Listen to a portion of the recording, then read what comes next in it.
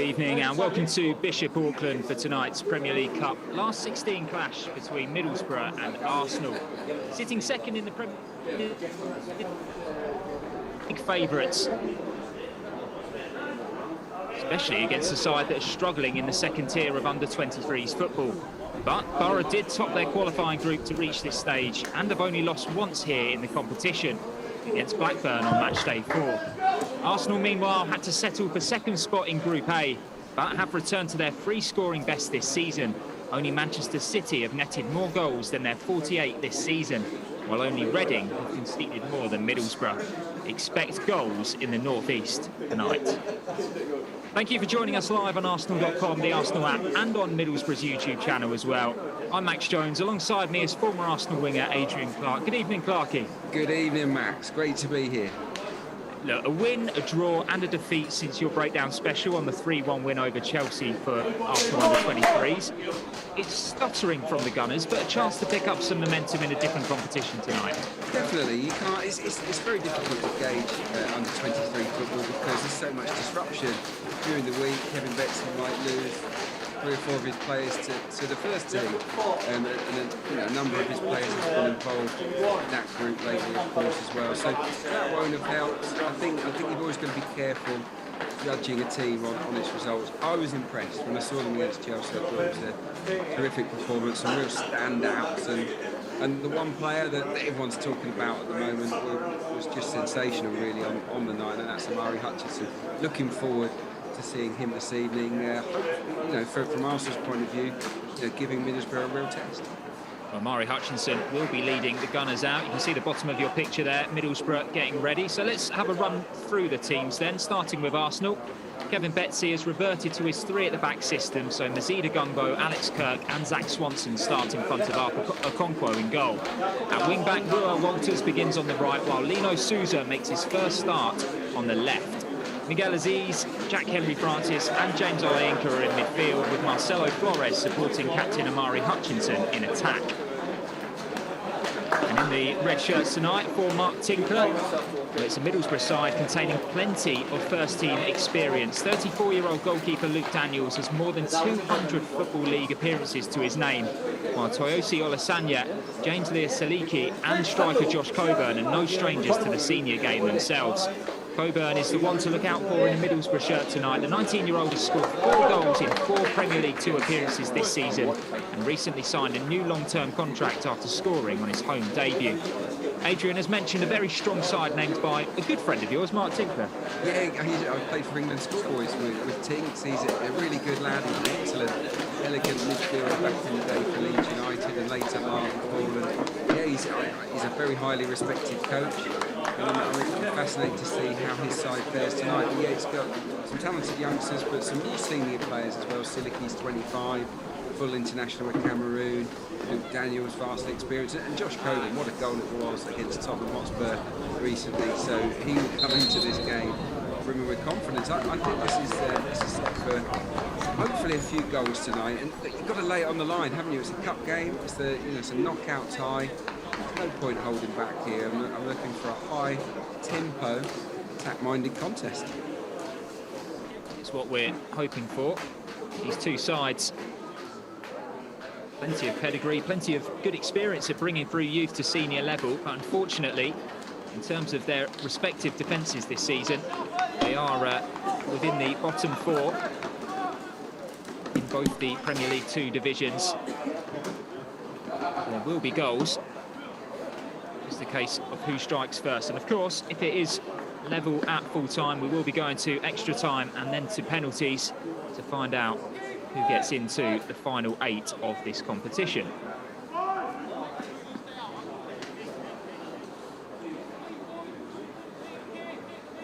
Will be Middlesbrough to get us underway. Only once both sides have taken the knee. So there is no room for racism in football or in the wider society. And here they go then, Middlesbrough with a very clear game plan right off kick-off. Arsenal deal with that fairly routinely. Home side very keen to get themselves on the front foot. It's tidied up by Jack Henry Francis. Now out to this near side for Real Walters. An early opportunity for James Olayinka to stretch the back line on this near side. Dealt with by Brian Belongo. Yeah, he's an experienced player, isn't he, James Olayinka? I mean, there are a couple of really experienced youngsters in this Arsenal lineup. Olayinka has been around for a long, long time, been on loan at various places, and Aziz as well. So, you know, they've got players that have played at this level for several years now, the Gunners. Collins turning away from danger to go in field. Here's Belongo once more. Well read though by Marcelo Flores, and he will do this. He'll buzz around just behind the front man. Wins his side a throw in on this near side. Terrific pressing, isn't it, from Arsenal right from the outset. We know that the first team at the moment are focusing really hard on getting after teams, winning the ball high up the pitch, and the young Gunners, led by Kevin Betsy, looking to do something similar. Flores is such a busy little player. There's not much of him, is there? But it's a real live wire.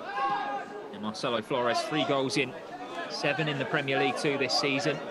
Has been such an influential force behind that front line. Usually operates at number 10. Never ever gives up on a ball. And long downfield towards Coburn. Olasanya can win his side free kick. There's referee Adam Hercheg. We'll just wait for the ball to stop rolling before we get back underway. Middlesbrough very keen already, we've seen. Try and catch the Gunners out with very quick restarts. And it goes to Belongo. Now Olasanya.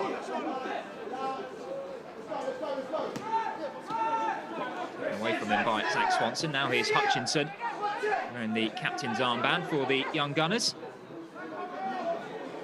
Way back to Okonkwo, who will clear. Really good take by Hutchinson, and there's the interplay between him and Flores might be away here.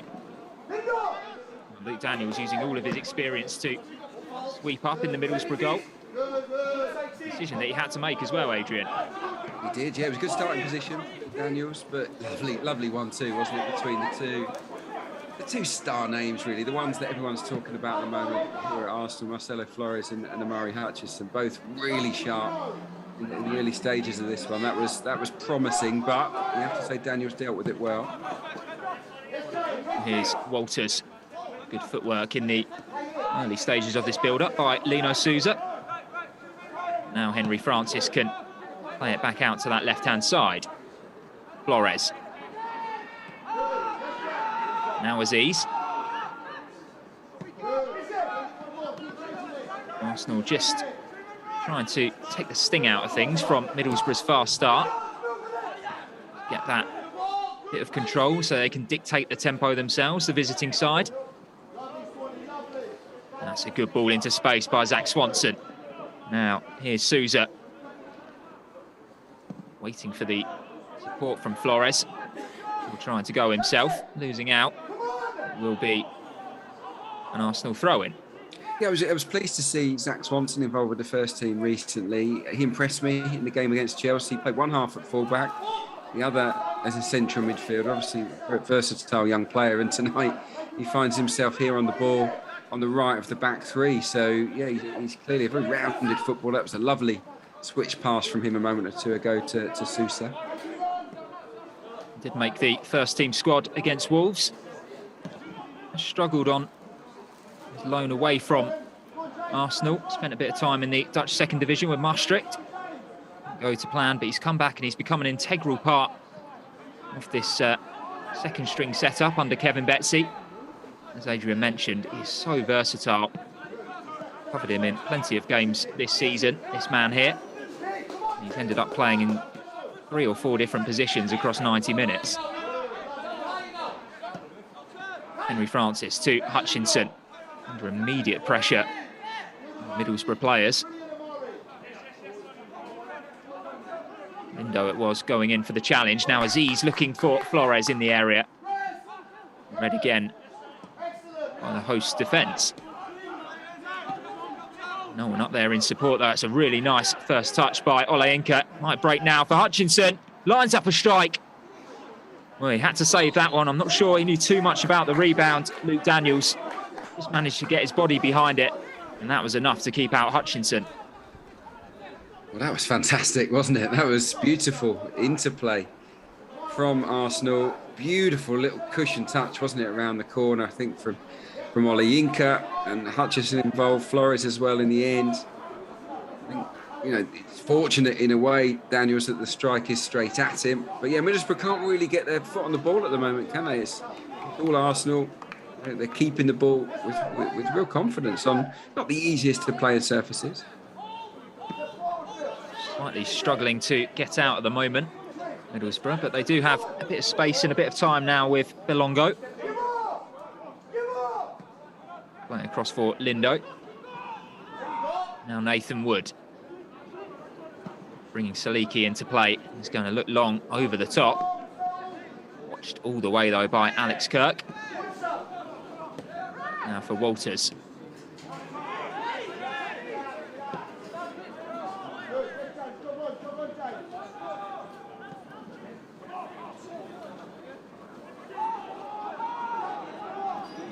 Gungbo under a bit of pressure on that left-hand side. So Arsenal are forced backwards again. Gunners did reach this stage of the competition by winning 2 of their Group A games. Actually finished runners-up, having only beaten Southampton and Bournemouth. Went all the way down to the final game where they lost 4-1 home and away to West Brom. The away game being the final match. Thankfully, they went through thanks to Bournemouth's 2-2 draw at home to Saints. Managed to scrape through on goals scored. Middlesbrough, meanwhile, were involved in a very exciting group.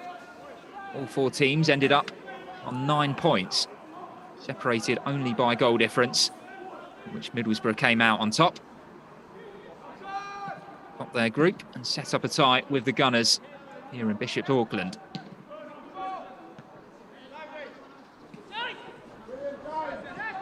Oleinka into Henry Francis. Another ball into the channel from Zach Swanson. It's been picked off by Sam Collins. Looking for the overlapping run of Olasanya. Again, it's Zach Swanson who's having a bit of an all-action start to this game, the defender. Yes, sometimes a first-team call-up can make a young player's head spin. It can make them maybe,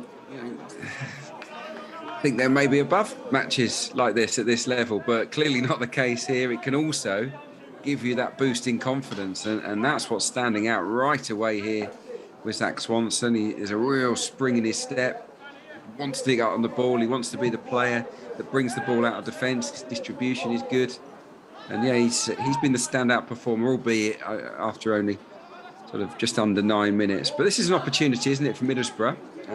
Haven't really strung any passages of passes together until this point, but the captain will swing this one in, and there's some big fellas in there looking to get on the end of it. Yeah, Joe Gibson making his 17th appearance, already scored 3 goals this season. The Middlesbrough lad joined the club when he was 8 years old. He's got an opportunity to carve out the first chance for his side this evening. So Gibson to deliver. It's a deep one as well. There is a foul. It will be an Arsenal free kick.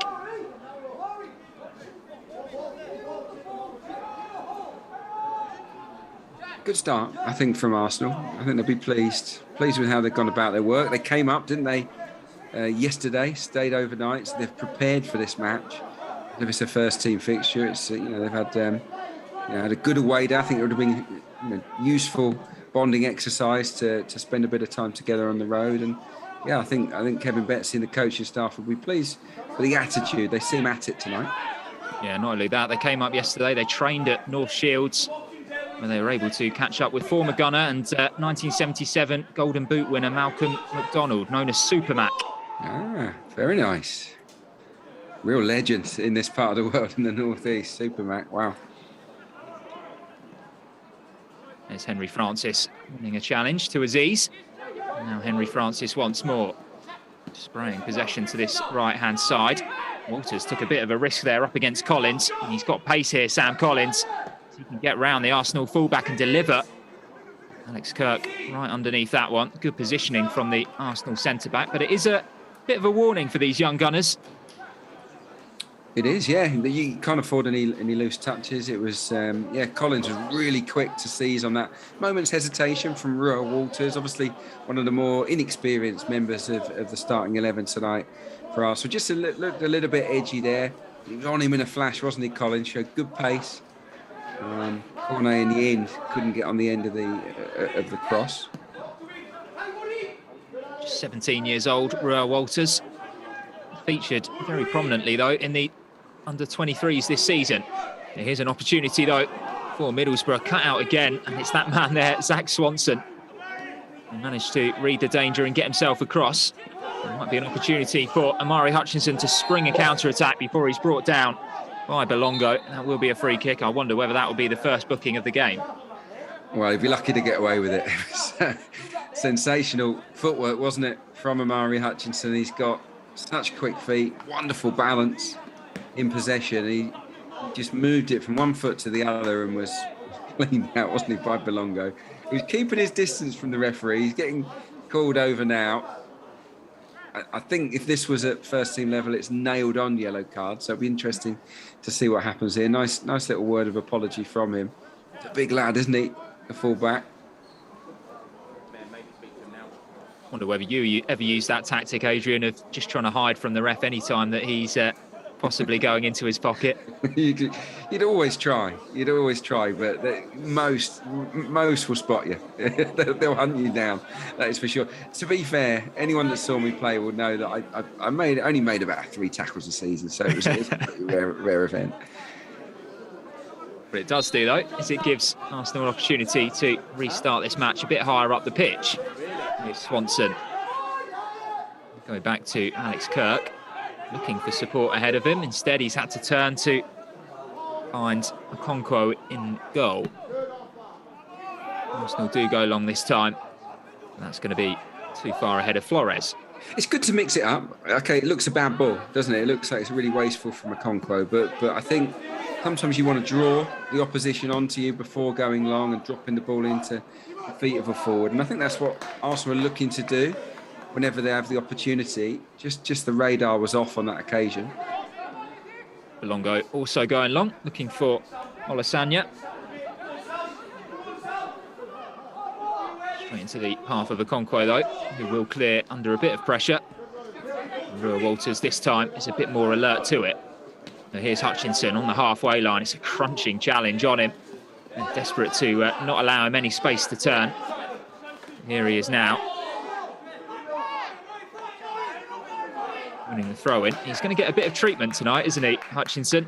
Well, this is what happens. If you get to make if you start to make a reputation for yourself and you start appearing on the bench in Premier League matches, your name gets around, and as soon as Middlesbrough will have seen the name of Amari Hutchinson, they'd have been looking to take the scalp. You know, the defender, all of the defenders want to win their personal duels, don't they? So they'll be testing him out in these early stages, just gauging what sort of player he is, because let's be honest, at this level, different ends of the country, they don't come up against one another too often. So yeah, they're on a fact-finding mission at the moment.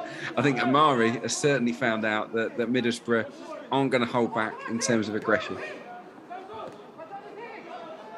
There's more good pressing, this time from Isaiah Cornet. That's come out of play, though. You mentioned about not coming up against each other, Adrian. Last time that these two sides met in the Premier League 2, and the last Gunners' trip up to the northeast was way back in April 2015. A 3-2 defeat at Riverside. Alex Iwobi and Dan Crowley scored. Dejan Iliev was sent off. He also had the likes of Ainsley Maitland-Niles, Gideon Zalalam, Matt Macey, Glenn Kamara, Steffi Mavadidi, and players who have gone on to carve out some good careers in the game there. Yeah. Well, that's why watching these games, streaming them as we are this evening, is such a good thing, because you're always going to see some stars of the future. And from Middlesbrough's point of view, Josh Coburn for sure, has a really bright future. He's not touched the ball too often, but he's a striker that's delivered at first team level this season for Chris Wilder, and previously for Neil Warnock. He's a big lad. He's a good finisher that I think is going to have an excellent career. And I think tonight, as far as his involvement's concerned, it's about match fitness, about getting minutes under his belt, because he'll be involved with the first team. He was involved with them last night at Bramall Lane, so hardly any rest for young Josh Coburn. Very nearly capitalising on a pretty tame back pass there. Hopefully for the Gunners, it goes out of play on the left-hand side.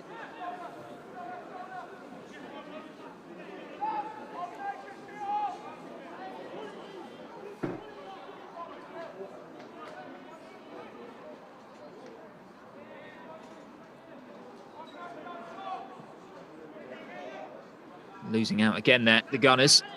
Now might open up as this ball continues to drift infield from the captain, Joe Gibson. There's another offer. Goodness me. He really caught that one well from the right-hand side of the penalty area. And Okonkwo had to get a really strong hand behind that one. Good reaction save, wasn't it? Really, really powerfully struck on the left foot. It wasn't easy to see where it was that hit the ball. It may have been Silicky, but could not have caught it any sweeter. And all he could do, really, the goalkeeper, was just put his arms up in the air to parry it over. In comes the delivery. Arsenal clear to the edge of the area, and this is where Hutchinson can usually drag them upfield. He is pulled back again. And I think Kevin Betsy and his assistant coaches are probably asking the question, well, how many times are we going to see a cynical challenge like that go unpunished? Well, this is the thing. We can sort of say, well, at first team level, a yellow card would have been dished out here or there, and there's no need for it here. But cautions are part of the game, and they're designed, aren't they, to just tame some of the tackling, some of the over exuberant challenges. And it is a referee's responsibility to get a grip on what he's seeing. And if players do overstep the mark, no matter what the level, do have to dish out these yellow cards just to make sure that players don't get injured. Well, it is turning out to be quite the battle out there in front of us. It's a cup game. It's a cup game match. This is what we want to see. When I played at this level, the youth team in the reserves, they were very competitive games, and I think that's how it should be. Not enough, I don't think, of the under-23s, the PL2 games. Not enough of them contain this kind of aggression. It's good for the players involved. Certainly, as we saw Miguel Aziz go on loan to Portsmouth earlier this season. Questions over whether he fully adapted to the physicality. Well, he's out there today. He's going to get... It's just as I say that, he's involved in bringing down Isaiah Cornet on the halfway line. But it is good for them to experience this side of the game as well. Both sides will benefit from it, as the Arsenal players are putting in some strong challenges on the Middlesbrough players as well. Mustn't get it confused. No. It's they're both at it, but it's the cup game. You want to qualify for the next stage. It's a fast-paced game. It's good to watch. We've not seen too many clear-cut chances so far, but it's competitive, and you feel as if a decent game could develop here. Well, Middlesbrough now looking to launch an attack on the right-hand side, when they were able to create their first opportunity just moments ago. It was James Lea-Saliki, whose strike was pushed off target by Arthur Okonkwo. Maybe fancy themselves up against the relative newcomer to Arsenal's defence, Lino Souza. In possession there and wins the challenge, finding Swanson. Left nice by Ollie Inca. Really good understanding with Rua Walters. And Walters can carry this towards the edge of the area. He's got Flores on the far side. It's still Marcelo Flores! And the ball getting deflected almost into the path of Rua Walters. And out for a corner kick. A really good break away from the Gunners. Oh, it's sensational, wasn't it? I loved the dummy. I just thought it was great awareness from Ollie Inca. Maybe he saw the run out of the corner of his eye, or had the shout from young Walters, and it was a master stroke to let the ball go between his legs. And when it falls to Flores, you're thinking, right, as he cuts in, He's going to pick out the bottom corner here. Unfortunately, couldn't get a clean enough hit on the strike. But that was good football from Arsenal, turning defence into attack in the blink of an eye. Hutchinson is just being made to hold this one. Plenty of players gathered in that 6-yard box, looking to put the experienced Luke Daniels under a bit of pressure. Yeah, little Marcelo Flores will get squashed if he's not careful in there. He's surrounded by big fellas, isn't he? Say that, it's quite often that we see him rising the highest in the penalty area. And here is Hutchinson looking to create something now. Flicked on at the near post, it's Alex Kirk with the overhead kick. That will go behind for another corner. Wasn't the best delivery, I didn't think, from the corner. It was a sort of a bobbler, but it found its way to Kirk. And yeah, look, it'd be disappointing not to have scored. I think it just took a nick off one of the defenders. It goes down, doesn't it, as a decent block from Middlesbrough. Hutchinson gets a second bite at the cherry. Delivers it again, it's a similar area. The Gumbo was the nearest player to it, and it's an easy claim in the end for Luke Daniels. Yeah, you could hear his shout, couldn't you? Very, very decisive goalkeeping there. You know, I don't think that was a deliberate ploy. I don't think it was meant to be a sort of low corner kick in towards the near post, but the two in quick succession followed the same pattern, didn't they? And look, they weren't dealt with easily by Middlesbrough. Credit Isaiah Cornet, the young Frenchman, I think, that started the game quite well. You know, he stands out there, doesn't he, in the middle of the park, the number 7, but he's had one or two good contributions for Middlesbrough. Always wonder what it must be like for players like Daniels, who have obviously got plenty of experience at the highest level, and then to drop down and play a Premier League 2 game and be surrounded by the youngsters who are looking to be the next big thing. We'll discuss that in a second as Okonkwo takes a bit of a chance. wasn't the greatest pass back to him by Aziz. I'm not sure he wanted it there. No. There's a time and a place, isn't there? And we know that Arsenal want to play out from the back. They want to be calm in possession, no matter where they are on the pitch. But I think that was a risk too far, and Okonkwo was put in a really awkward position. In the end, you have to say he dealt with the situation pretty well. Just put his foot through the ball, and on occasion, you just got to do that. He's under pressure from Josh Coburn. But yeah, look, I think for I'll hold off. Yeah, well, here's Flores. He's got support on his left-hand side. It's James Olayinka running through, cleared off the line. Flores is still in there, as is Hutchinson. Somehow, Middlesbrough scramble back and get that one away. Excellent last-ditch defending from the home side.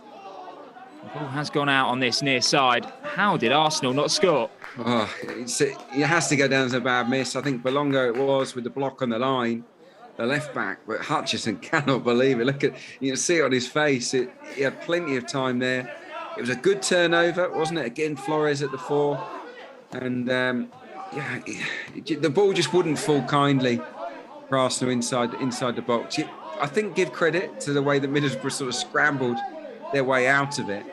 And they got bodies back very quickly, didn't they, on the goal line to make life difficult. But a player of Hutchinson's ability, and I've seen him score some absolute worldies this season. It's hard to understand sometimes how you can miss, a chance from just 3 or 4 yards out. Well, yeah, we're used to seeing Amari Hutchinson dribbling from the halfway line and then slotting it in. And here's Aziz now, on the edge of the area, capable of the spectacular himself, of course. Olayinka going for the reverse ball. That's an easy one for Sam Collins to clear. He's had some good moments, Olayinka. He was involved, wasn't he, in that attack as well, that transition. Popping up on the left-hand side. He's another versatile player, isn't he? He can adapt to a number of different roles, Olayinka. I think tonight's position on the right of midfield is probably his best role. He did all right, didn't he, at Southend, one of your former clubs? Yeah, he did, yeah. Not an easy situation to come into, battling to stay in the EFL, but yeah, I think he earned some respect, and he'll have come away from the experience a better player, for sure. Here's Swanson able to carry this into Middlesbrough territory. Has to check back, though. Not too many options ahead of him. Middlesbrough now look to shut off the passing lanes. as he's dropping deep. Olayinka once more. Now Swanson, Hutchinson.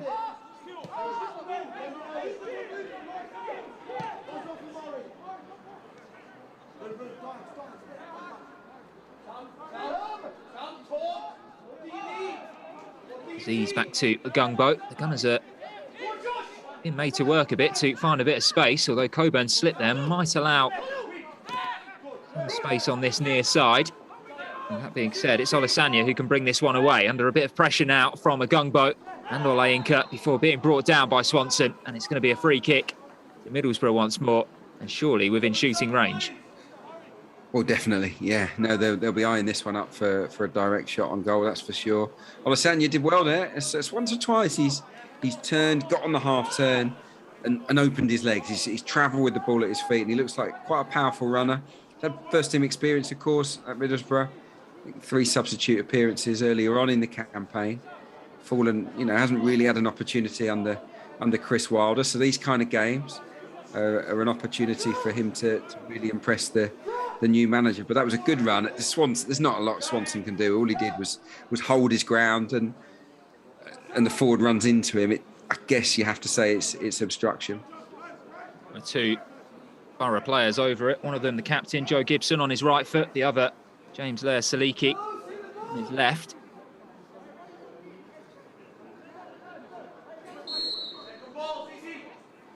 Here comes, it is Saliki going for the bottom corner, and Okonkwo got across very, very well. Excellent save, wasn't it? Did it catch a bit of the post? I wonder. It was a low sort of scuttler, wasn't it? Bent around the wall, confidently struck. Wondered whether he tipped that onto the post. Seemed to strike the woodwork to me, but yeah, unlucky there for Middlesbrough. Difficult one for Okonkwo to deal with, but he did. And there he is again, punching that one out for a throw-in on the far side. Yeah, going back to the point you made about senior players coming into games like this, and I think you've just got to have the right attitude and use it for your own career, use it for valuable match practice. And it's a nice feeling as well to be a senior player surrounded by youngsters that look up to you, and you can sort of pass on some nuggets of help. Well, Daniels might be called into action in a second. Flores can bring this forward. Back to Hutchinson, the 2 of them happy to give and go between them. Now Aziz under pressure on the edge of his area by Joe Gibson.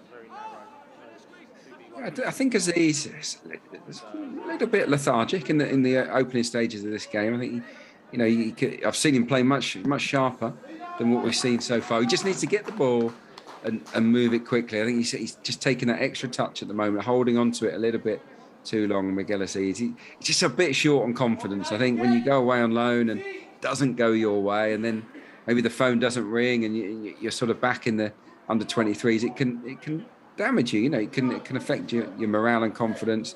He just needs to get back to doing the basics properly, and that form will return because he is a talent. Well, it's Aziz to take this corner, 2 arms up, and delivers. And it's a better one as well. Just wondered whether that looping header was going to dip from Mazida Gungbo. In the end, it's over the crossbar and behind for a goal kick. Well, it's a better corner, wasn't it, from Arsenal? I think the delivery was quality. It was as the sort of training ground plan. Gungbo, he's one of several, tall defenders. He's dangerous from set piece. I think last game I watched him fall. Zach Orr scored from a similar situation. It may have been a wide free kick. He doesn't play tonight. Really tall player, Zach Orr, but a Gungbo there. Just it was a loopy header. I don't think it was ever going to trouble Daniels.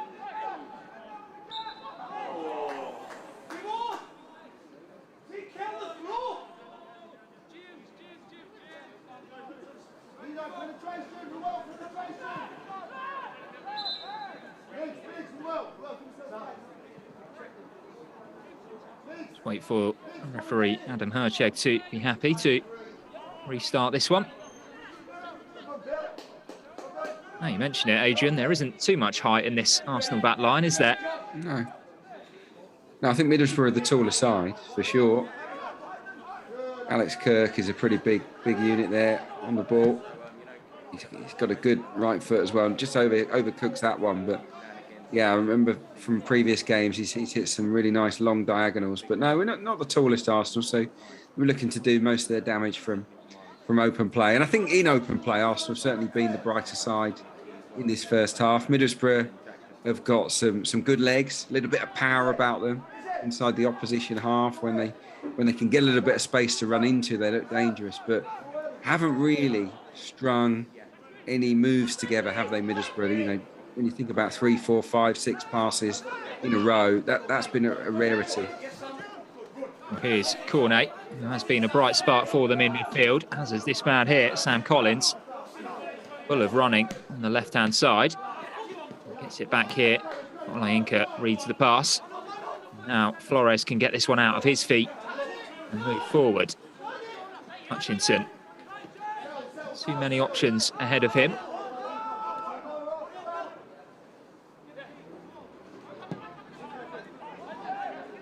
As we'll just slow things down here. And out to that left-hand side for Sousa. There he is now. Back to Agungbo.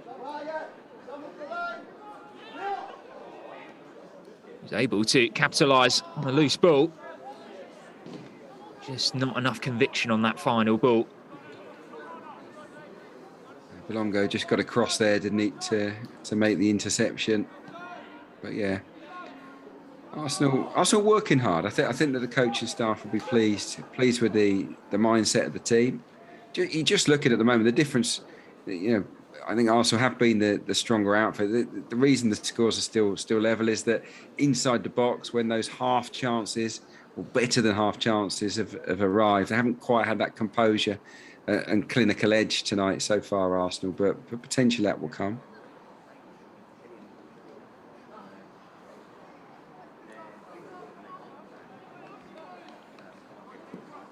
And for Joe Gibson on that far side to himself ready to continue. It will be Nathan Wood with the throw-in. Downfield, Henry Francis is underneath it.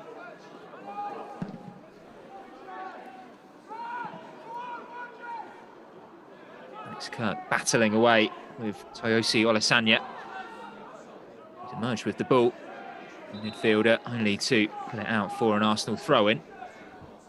He's a handful, isn't he, Olasanya? And what I like about him is that he embraces the physical contact. He's looking to back into defenders, Olasanya, and enjoy that sort of contact and just pin the Arsenal players in so he can hold the ball and bring others into play. So he looks really determined tonight. Well, he's a player who's had to really battle to get into professional football, Olasanya.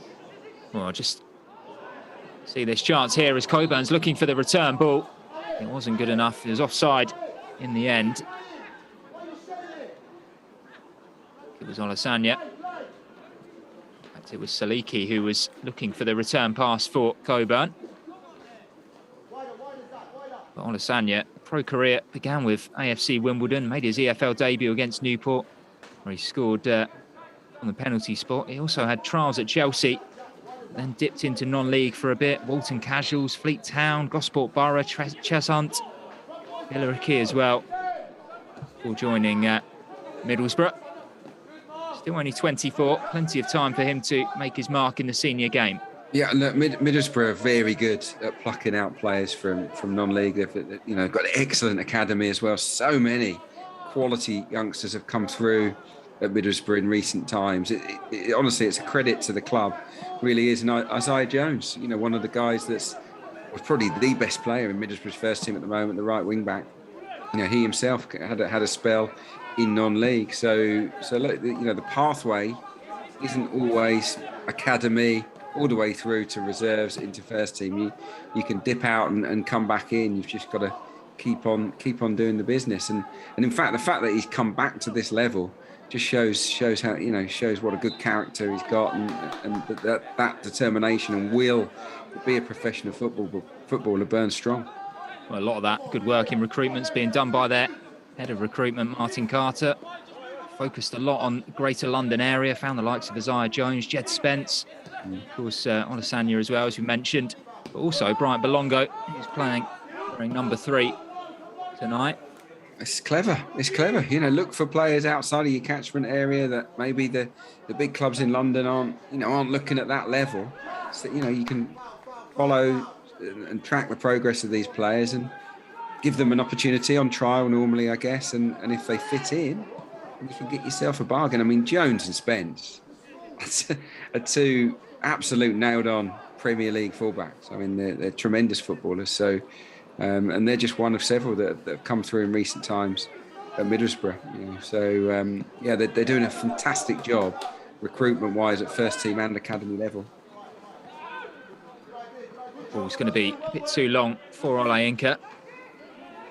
Ed Spence, Arsenal fans know all about him.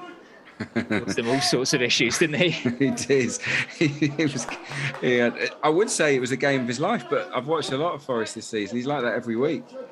But Jones, for me, might just edge it as the better all-round right wing-back. He's the man in possession of the shirt at Middlesbrough, of course. And for me, he'll be in the Premier League, whether it's with Middlesbrough next season or somebody else. So he'll be on the radar of a lot of clubs. And if he does get sold, then that piece of recruitment from Middlesbrough would have earned the club an awful lot of money. Really is fascinating, isn't it? Especially when you look at clubs in the Premier League now, like Brentford, for example. They had a very different way of operating their recruitment process. That's paid dividends now. Middlesbrough look to build from the back here. Belongo. Heavy challenge on Olasanya by Henry Francis. Yeah, he's gone through the back of him there, hasn't he? But it's good, you know, strong midfield play. He's not just about getting onto the ball and making short passes and keeping things neat and tidy, Henry Francis. You know, dig in and get stuck in when the time requires it. Also saw that he's capable of a lung-busting run forward as well, Henry Francis, to get on the end of a cross when required. Scored fairly recently this season. Space opening up here for Middlesbrough. I think they've settled into the game. This is a better spell for them. Arsenal have been quiet, haven't they, last 10? There's Belongo again, invited forward. And Collins ahead of him, wants to come back for Kane Sykes. And now Lindo to Belongo.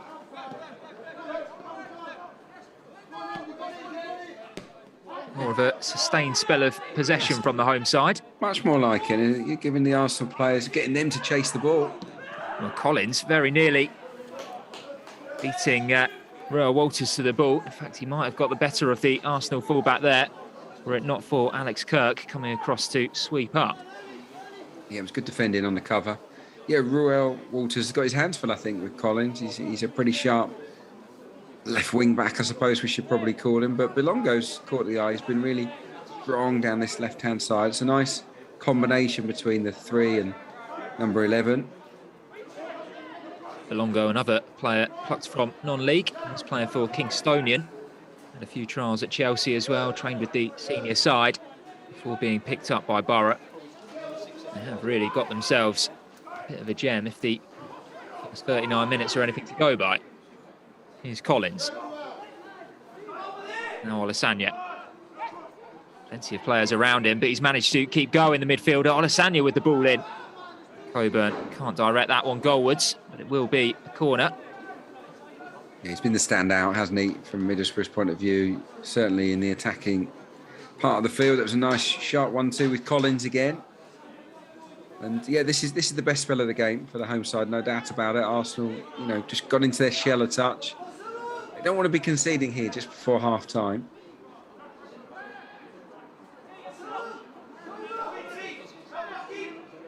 Olasanya was the short option for that corner. He's been sent right back into the area. But it was delivered. Tell you what, that wasn't too far away. Is that Lindo, I think? Lindo in the end, getting his foot on it. Yeah, it was wicked delivery, wasn't it? It's pacey. didn't have the best trajectory on the cross, but because it was whipped in at such a ferocious pace, it was difficult for defenders to deal with. Henry Francis finding a gung-boat. He's going to look over the top for Flores. It's going to be quite easy for Wood to clear, only as far as Hutchinson. Just delaying the pass, waiting for some space to open up around him. In the end, he goes back to Flores, who's been shrugged off the ball there. And there's one for Olasanya to chase, and he's going to get on the end of it as well. And he's got Coburn with him. Back to Olasanya. Chucks a step over in there as well for good measure. Alex Kirk was with him every step of the way. Puts that one behind for a corner. Yeah, they got back into position, didn't they, Arsenal there? It was one long ball that undoes them. Again, it's that front two. They are a handful. They're experienced players, of course. But yeah, that was a good recovery defending from the Gunners. I do think Arsenal are missing the presence of a natural striker tonight. Mika Beereth obviously usually does that job. Delivered by Collins into the area. Still not dealt with by the Gunners. We'll get the reward of a goal kick there. Yeah, they're just struggling to hold the ball up at the top end of the field, aren't they? We're seeing Hutchinson drop into pockets. He picked up the second ball a moment or two ago. Marcelo Flores is more of a 10 than a 9, isn't he? And so neither of them have that physical presence. And now that can be really helpful sometimes when you can, your movement can give defenders the runaround. But on an awkward surface where it's not easy to knock the ball around with confidence, you sometimes need a presence at the top end of the field to get hold of it, to allow the likes of a Hutchinson and Flores to go and join in. And from a tactical point of view, that's the missing link for Arsenal tonight. Beereth is a regular, of course, in that role, but he's not available. So, they're having to make do, really. Beereth, Hutchinson and Flores have struck up a really good understanding this season. Here comes Coburn looking to test the Arsenal back line. Alex Kirk again in the way. Lindo out to Collins. Oh, here's Coburn again. Finally, is he able to work this into a shooting position? It's blocked. And then kicked forward again by Kane Sykes. Plenty behind that challenge. Walters just caught on the back foot again there. Cornet trying to fashion his side a corner. He has won it. Yes, yeah. It's not been easy for Real Walters. We had that one great run, didn't we, from him on the counter attack? That was a tremendous, piece of athleticism. But yeah, I just think the pace of the game has been, difficult for him to handle. There's a long way to go in it, and he's not been really exposed. We're sort of picking at things really, but yeah, of all the players, he looks the one that maybe Middlesbrough are looking to target. There's Cornet back in field now for Gibson. He's managed to get into a shooting position. Well, there's plenty behind that shot. Still not dealt with. Okonkwo finally has it gratefully in his arms.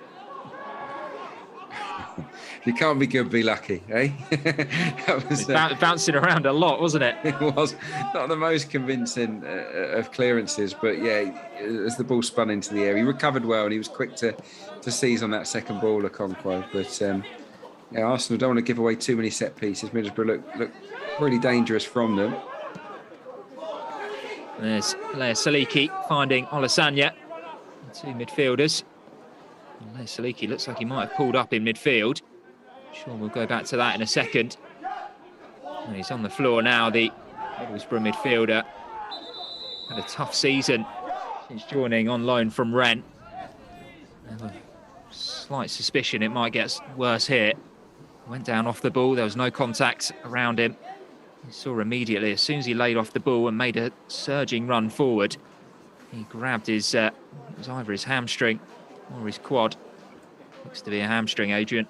Yeah, he's looking to stretch it, I think. Yeah, what a blow. I mean, you use a senior player in a game like this, you're using it for match practice. You want to get them up to speed so that they can be available to come on and at first team level. I think he was on the bench last night at Sheffield United, didn't come on, and yeah, it's the manager will be regretting involving him, I guess, if he's now going to lose him for a couple of weeks. So yeah, not ideal for Middlesbrough this. Of course, helped Cameroon finish third in the Africa Cup of Nations in January. Feeling that might be the end of his evening. Gloves are off. Yeah, it's a little mini half-time, isn't it, before the real thing? We can't have too long to go. But no, I think after a bright start, Arsenal was certainly the better side for the first 25 minutes. Middlesbrough have come back into it, and you have to say that it's right and fair that the scores will likely be level at half-time. I think that both teams have had good opportunities to score. Probably Arsenal have had the best, but yeah, this could easily be one apiece at the break.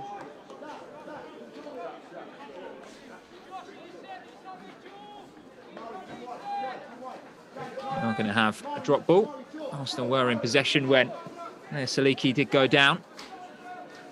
We'll just play out the final few seconds of this first half. Middlesbrough will have to do so with 10 men. Here's Swanson. Now Walters.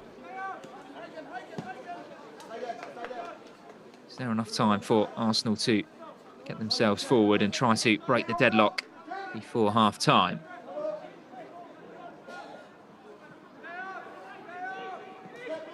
Aziz.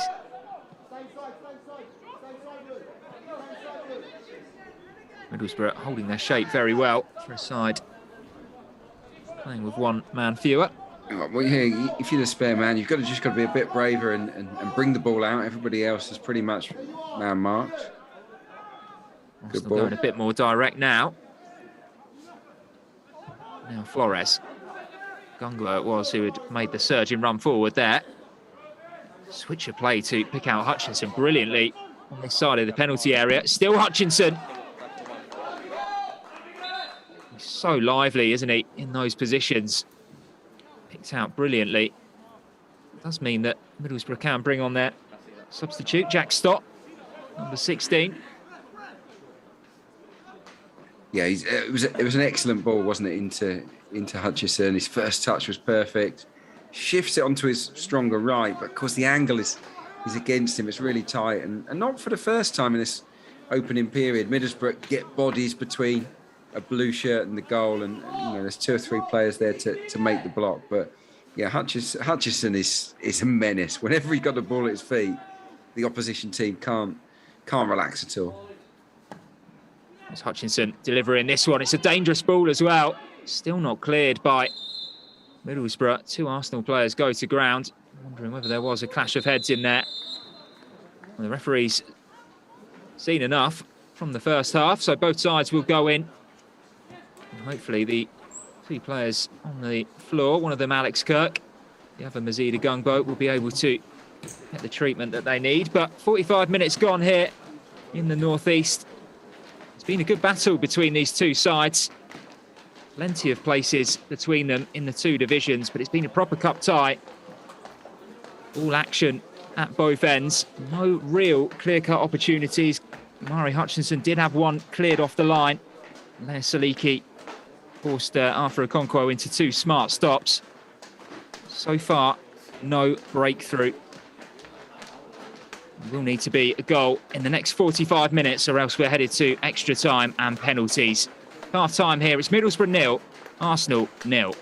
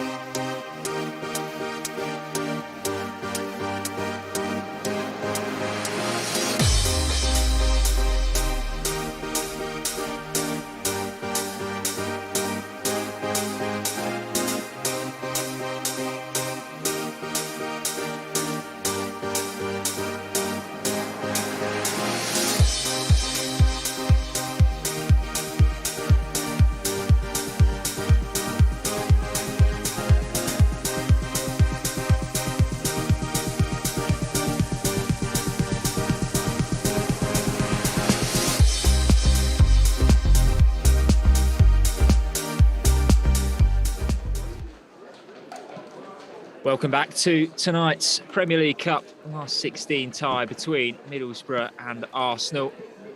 Still goalless as we approach the second half.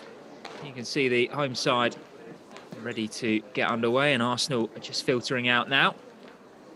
Middlesbrough were forced into making one change just before the break. That was Jack Stott replacing James Saliki, to have pulled up with a hamstring issue. And hopefully that's nothing too serious. Adrian Clark is alongside me. Adrian, in the second half, we saw plenty of battling, didn't we, in the 50-50 challenges, but just lacking a bit of final quality from both sides. Yeah, I think so. Yeah, I think it's an even game, pretty competitive. Yeah, there was a spell in the first half where there's some tasty challenges going in, and I for one, enjoyed watching that. But yeah, it's just lacked a little bit of calmness in and around the penalty box, hasn't it? Arsenal have had chances, but have been a touch wasteful, and Middlesbrough have had one or two opportunities themselves where they've made life difficult for Arsenal. But it's not an easy playing surface. It's not conducive to free-flowing football. So it's all been a little bit bitty and scrappy. Hopefully, we can get ourselves an early goal in the second half, and then things will open up nicely, and we'll get ourselves a more entertaining second period. Let's look by Adam Hercheg, the referee. He's ready to get us back underway. Chances few and far between in that first half. Mari Hutchinson had one cleared off the line. Lea Saliki had a decent free kick stopped by Arthur Okonkwo, and also a fizzing long-range strike as well. Aside from that, not seen too much from either side's forward players. One of them looking to change that is the man that's getting us back underway for the second half, Marcelo Flores. To this left-hand side, well, we'll get a closer look at Lino Souza on his first under-23 start for Arsenal.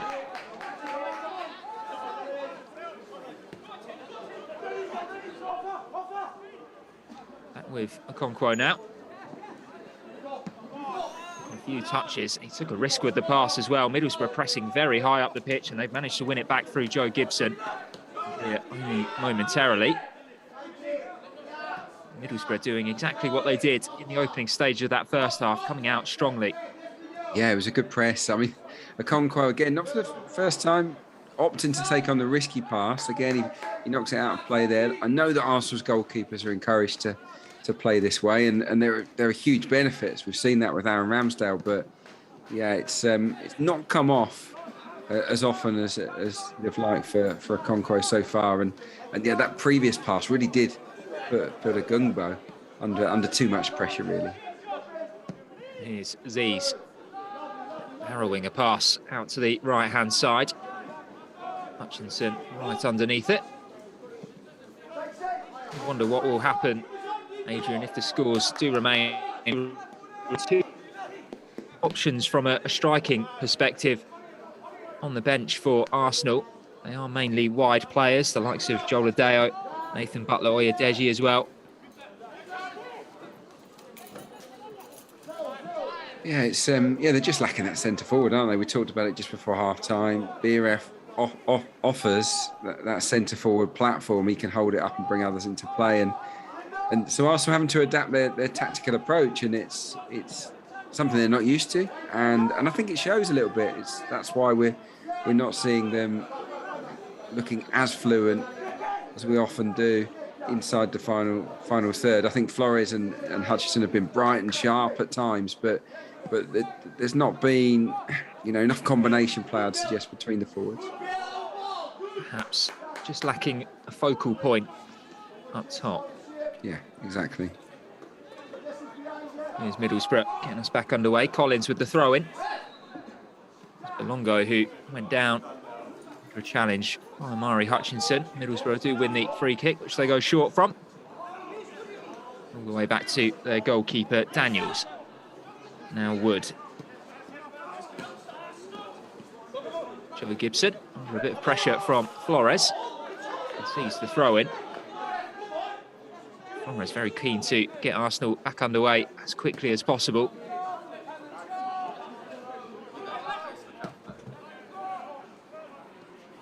Now Kirk out to Zach Swanson, who started the game very well, the versatile centre-back.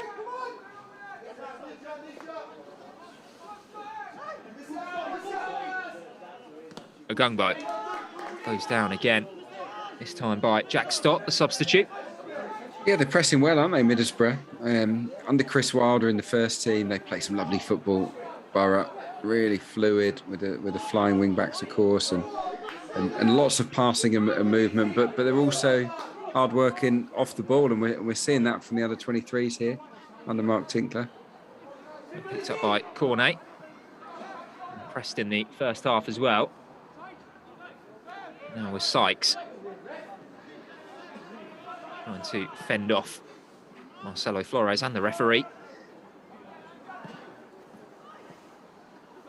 Henry Francis prods that forward into the path of Flores, but again, it's good covering by Belongo, able to stretch out a long leg and win that ball back.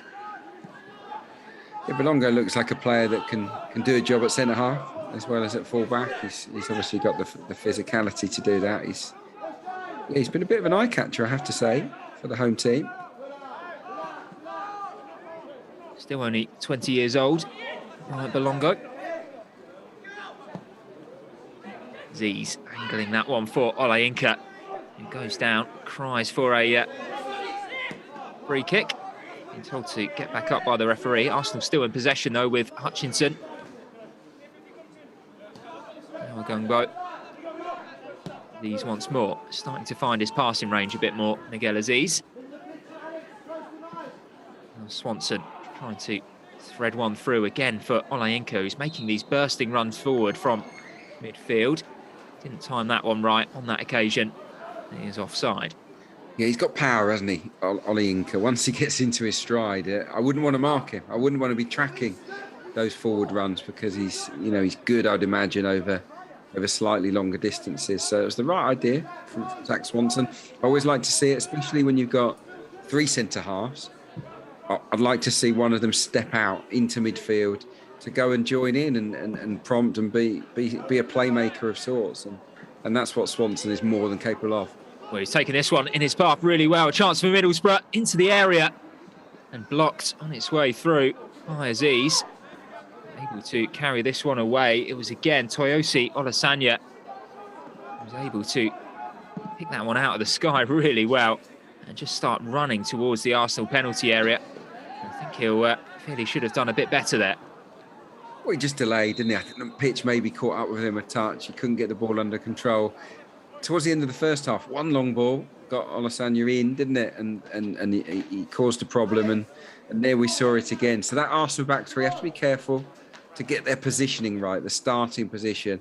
At the moment, maybe it's a touch too high.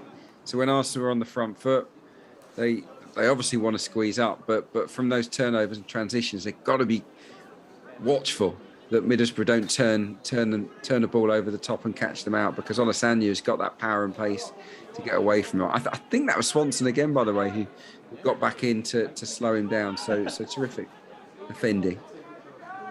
Olasanya once more, this time with Ogungbo for company. Ogungbo just looking to get a bit more physical with him, force him backwards to the halfway line. Now Wood can find Joe Gibson on this near side, up against Souza. Manages to get a vital foot in. Flores is there to help out too. Aziz.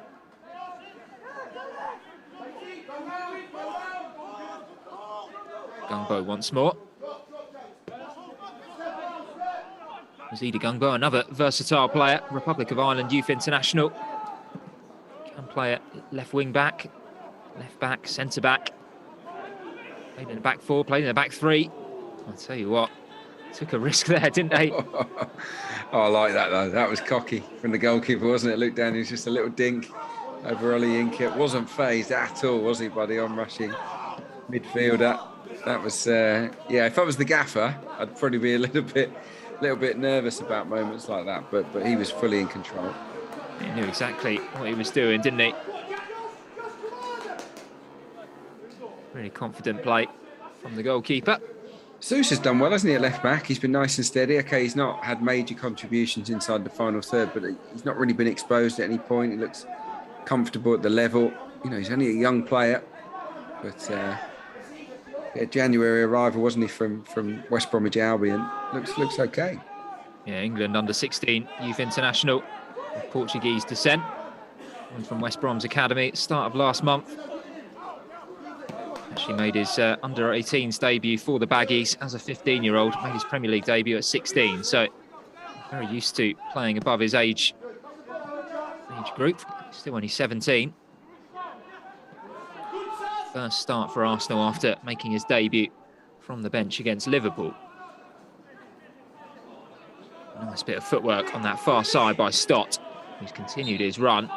Flores, though, using his body well to win the free kick and relieve the pressure on his back line. Yeah, it's evenly poised, isn't it? I think that Arsenal have still got this problem that we keep talking about. No focal point up top. It's hamstringing the way that they go forward. Here you see Hutchinson come deep to the left-hand side. 2 minutes ago, it was Flores in that left wing-back position. These are the guys that are nominally the forward players. So the midfielders and the defenders don't really have a target to hit. And that has been a big problem from a tactical point of view. But look, Kevin Betsy has to work with the personnel that he's got available. So they have to find a way, Arsenal, here tonight. And Sousa dropping in field to provide a target more centrally. Now Gungbo, who's continued his run forward. I wonder whether we're going to see a bit more of that as the second half goes on, Adrian. You said that you wanted to see one of those three centre-backs go forward a bit more. Yeah. I wonder whether they'll be given the licence to do so as this game progresses. Yeah, they should. They should. But the thing is, they're up against the front two, a really dangerous front two in Coburn and Alessandro, and so there'll be that slight reluctance to leave a hole. But I think Arsenal have got to be confident and use that spare man to their advantage. Well, it's given away by Zach Swanson. Oh, Middlesbrough just waiting to get bodies forward. Coburn starting to come into the game a bit more. His physicality. Here's Hutchinson. Oh, he's got a couple of players to beat ahead of him, which he has done. It's still Hutchinson. And blocked at the near post by Daniels. Really good opportunity for Arsenal's young winger. Well, Alfonso Lindo from Middlesbrough, he was in the position none of us wanted to be in there, and that's 1v1 up against the Murray Hutchinson, and there wasn't much he could do. When he runs with the ball so quickly at that pace, a real live wire, very dangerous. Went on his left side there because he can go both ways. He can go on his left, he can go on his right. It's not an issue for Hutchinson, and yeah, it was a decent stop at the near post from Daniels. He looks the most likely, doesn't he, Hutch? He really does, and he was teasing going one of two ways there before laying it off for Lino Sousa. Manages to get the game's first yellow card out of Joe Gibson for that lunge tackle. Again, Aziz prepares to whip in this free kick. Yeah, it was good. Bought the foul there. So yeah, Aziz is over this. We know that he's got quality. Not a whole bunch of targets to aim for here, so they might need to come up with something creative. Zach Swanson's gone and had a little whisper in his ear, so it's one of the training ground routines. I think this one might be. We've seen it with the men's first team and the women's team this season. Arsenal have been working on their set-piece routines. Aziz lines this one up along the floor to the edge of the penalty area. The Gungo running in on the penalty spot. Missed his initial strike. Aziz can still spray that one out for Flores. Far side of the box now. Still going, Flores. Shot blocked on its way through. And Arsenal do just need to be careful that they aren't victim of a counter-attack here. Long ball up for Coburn. Evades the challenge from Henry Francis.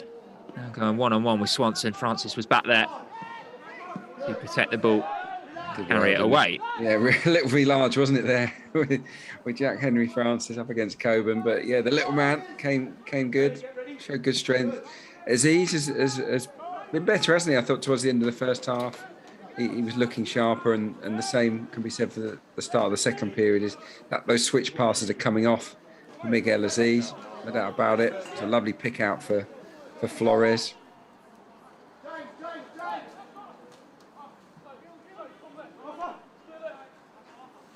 Conquo just weighing up his options.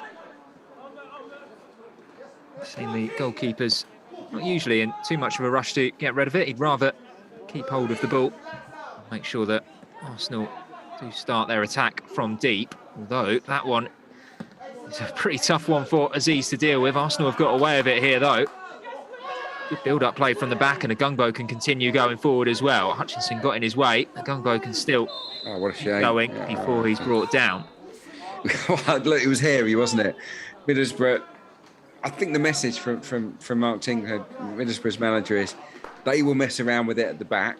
The goalkeeper doesn't look super confident with the ball at his feet. So whenever the ball goes back to the keeper, let's swarm all over them. And I have to say that they've caused some problems for the young gunners in that regard. That said, they did, by hook or by crook, got away with it there. And there was some really confident football. And Agungbo travelled beautifully, didn't he, before drawing the foul. Two more changes for the home side. So coming off, Toyosu Olasanya being replaced by Stephen Walker. And the other substitution, Alberto Balde,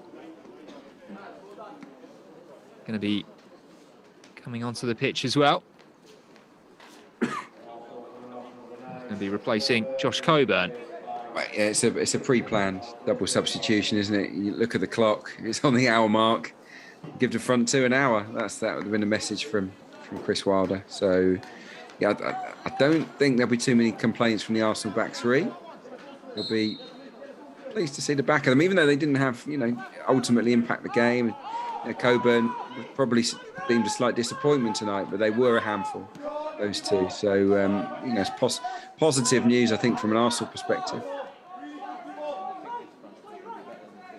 Balde is chasing the ball down there. Born in Madrid, but he represents Northern Ireland at youth international level. In here on the right-hand side, Balde to deliver. Blocked out and behind by Kirk. It did bounce off the 19-year-old winger for Middlesbrough last, so it will be a goal kick. Yeah, we talked, didn't we, about Arsenal not having that focal point. Middlesbrough kind of had two. Balde looks certainly more of a sprightly attacking midfielder / winger wide man. Maybe the Walker too. So we might see split strikers rather than those two. All the target men that they started the game with. Yeah, Stephen Walker, another native to this area of England. England under-19 international. She made his senior debut in the Carabao Cup against Notts County way back in August 2018. Had two lots of loan experience at MK Dons and Crewe as well. And only recently returned from a stint at Tranmere. Straight back into it at under-23s level. Looking to make the difference in this Premier League Cup game. Here's Balde against Agungbo. Really good play by Joe Gibson on this right-hand side. Lino Souza very quick to get across, put that behind for a corner. Yeah, he blocked the space well there, didn't he, the young left-back, Lino Souza. He built up quite some head of steam. Gibson, the right-back, and he caused him a problem, but he didn't dive in. But this is a good period, isn't it, for Middlesbrough? They certainly look the more likely to make the breakthrough at the moment. Arsenal struggling to get themselves upfield. Delivered in. It's a dangerous looking ball. It's clear on the penalty spot. Marcelo Flores challenging Cornet there. Ball might still break for Cornet in the area. Here he is now, the Middlesbrough midfielder. And he does manage to get a free kick via a handball. It's very scrappy, wasn't it, there? But yeah, just Arsenal are having to dig deep here, having to bite on that gum shield and just stay in the game. Hutchinson, Flores, they're on the periphery. They're always going to be very dangerous on the break, but Arsenal to get hold of the ball and get themselves some territory. what's the best way to do that? Well, they have to string some more passes together, but also maybe look to turn Middlesbrough and just, clip balls down the sides so that they can, get into the opposition half, win some throw-ins, win some free kicks up in that final third, because at the moment it's all Middlesbrough and they've got a good chance here to have a free shot on goal. Looks like it might be Kane Sykes who's settled on this one. Jack Stott still up there as well. 4-man wall for Arsenal, right on the edge of the area. Sykes takes aim. That one was always rising. Safely off target for the Gunners. Yeah, no danger there, was there, to Okonkwo's goal. But yeah, they just need to regroup here. Arsenal, it'll be interesting to see what Kevin Betsy does. Got some options off the bench, but he'll certainly want to keep the two star men up top. Does he add to it? Does he bring somebody else to play that central role and use those either side? Interesting. Feels at the moment like Arsenal maybe have one extra in midfield. There's not a lot of play in central midfield. Could maybe sacrifice a midfielder to get another forward onto the pitch. Not entirely sure that Alex Kirk wanted that return pass from Miguel Aziz.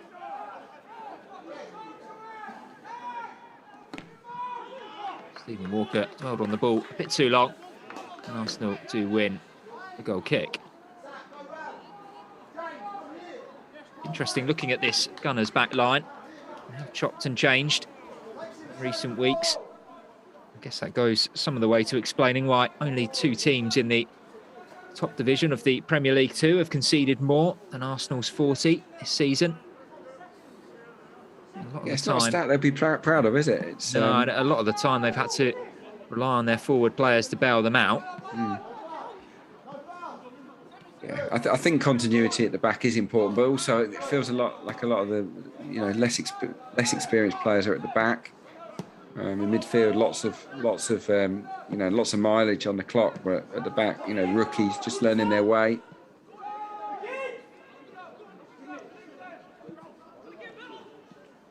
Into Balde's feet. It was Kane Sykes who continued his run to the edge of the area. He went down rather theatrically. Nothing given by referee Adam Herchek. Again after Okonkwo, just taking his time about picking a pass. He's just trying to draw the foul, he? Max. I don't, what's there to worry about? I mean, he does look very laid back, doesn't he? No doubt about it. What a ball that is. It's a great ball to pick out Lino Souza. Again, though, Middlesbrough back quickly, alert to the danger. Doesn't look like a Middlesbrough side failed to keep a clean sheet here this season. No, we billed it as a goal fest, didn't we? Neither team with a very good defence. I think Boro have conceded a lot of goals in recent games at this level as well. But yeah, it's turned out to be a much sort of tighter affair. Maybe the fact that it's a knockout game, a cup tie, where everything's sort of on the line here tonight, it's forced the players to just tighten up a touch. Gungbo did manage to pick out Lino Souza there. Being forced all the way backwards. Now Arsenal will work the ball from left to right.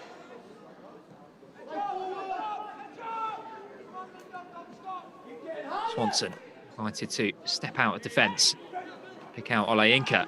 Now, if he can get the ball out of his foot, we know that he can shoot. And he opted for the pass. It required a good challenge from Nathan Wood in the end. Yeah, I had a shot there. He opened up nicely, didn't it? And Olayinka got a very good ping, hasn't he, from distance. He's scored some pile drivers in his time.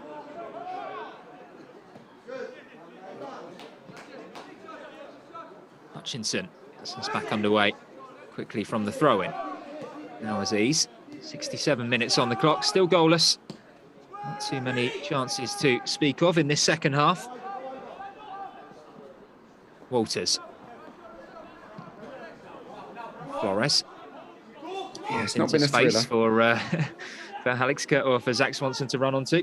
No, it's not been a thriller. We've not had that many chances, but it's a competitive match, and I'm just looking forward to somebody taking this match by the scruff of the neck. No matter which side it comes from, it's there for someone to be the match winner here.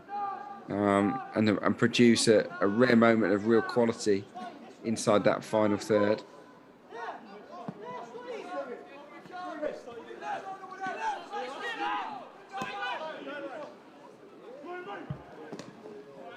Hutchinson. Bit of close control too. Escape not one, but two Boro defenders. And lay it off for Aziz.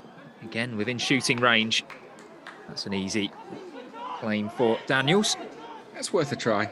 Always worth a go from distance. And yeah, it was a clean enough hit, wasn't it? Just needed a little bit more oomph behind it from Miguel Aziz. But yeah, again, Hutchinson skipping past players. He is a huge talent. I just feel that he needs someone to bounce off tonight. Someone to beat. You know, when he beats that man, he wants someone to play a 1-2 with, and that person isn't really there at the moment. So he's ending up going square and sideways or even backwards, which is quite frustrating to watch at times. Young Gunners have struck 9 times this season already in the 85th minute or later, including that incredible 3-3 draw against Leicester City earlier this season, when they scored 3 times in stoppage time at the end of the game. Been a while though since they've left it that late, all the way back to the Chelsea game, but by the time Hutchinson had scored in the 90th minute, they'd already managed to secure the 3 points. Could do with a goal before that though. And here's an opportunity. Did well, didn't he, Jack Henry Francis? Just sort of scurrying around the midfield. He puts in the shift, doesn't he? He's not always the most eye-catching, but he does a lot of the sort of unselfish work, gets about, wins it, gives it, and on that occasion he wins the ball and then draws a foul. And this is a better period for Arsenal. We said that they haven't really got going in the second half, but the last few minutes you sense that the tide might be starting to turn in their favour. Let's see. The left foot of Hutchinson, the right boot of Miguel Aziz. Aziz leaves it for Hutchinson to deliver. No one attacking it for Arsenal on the penalty spot. Flores loses out to Stott. Now they might be in trouble here, as it's Walker who can bring this one forward, and they've outnumbered Arsenal on that far side. Balde now looking to create some space in the penalty area. The pass into him wasn't a good one. And with all of that momentum lost, Arsenal were able to get back and defend. What a waste. What a waste there for Middlesbrough. 3v1. And it's the 3 subs. All of them involved.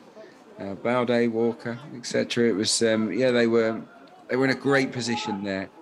And they fluffed their lines, didn't they? And they allowed Arsenal the time to get bodies back behind the ball. Credit to them, actually. They really worked hard to save the day there.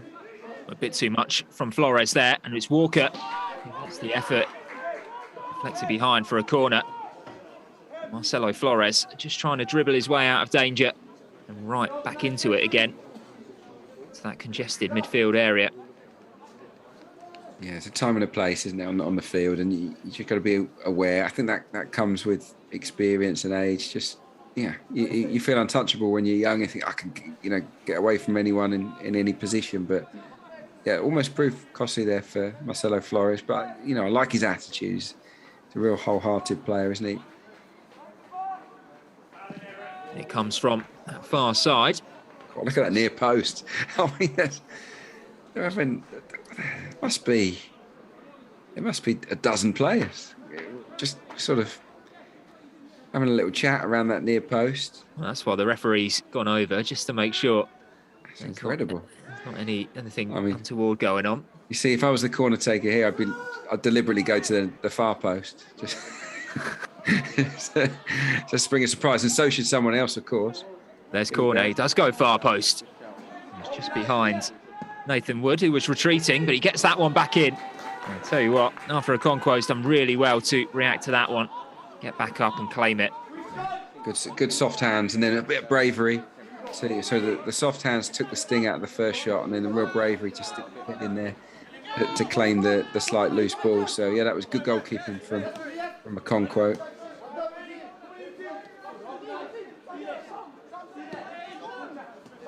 Just under 20 minutes to play here. A reminder that this game does go to extra time and penalties.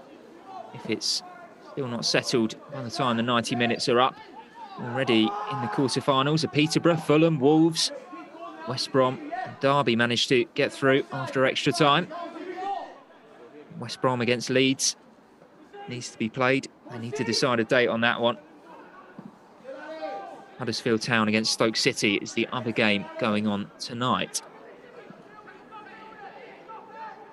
Walters shielding the ball. Henry Francis had continued his run. He's still going to benefit from this one. He's going to get pulled down as well. And that will be another booking you expect. Again, it comes from sheer hard work from Henry Francis. Doesn't give up on it. He carries on running. He basically just gets in the face of the Middlesbrough player and annoys him. He's an absolute pest. And again, he half wins the ball, then he wins the foul. So yeah, he's doing a good job actually in the heart of that midfield, because he's surrounded by guys that are quite elegant, that want to get on the ball and pass it. But Henry Francis is putting in a shift inside the centre of that engine room. Arsenal do have another opportunity from a free kick. So the last one was taken by Hutchinson. It's the same two players stood over at this time. El Aziz left it last time.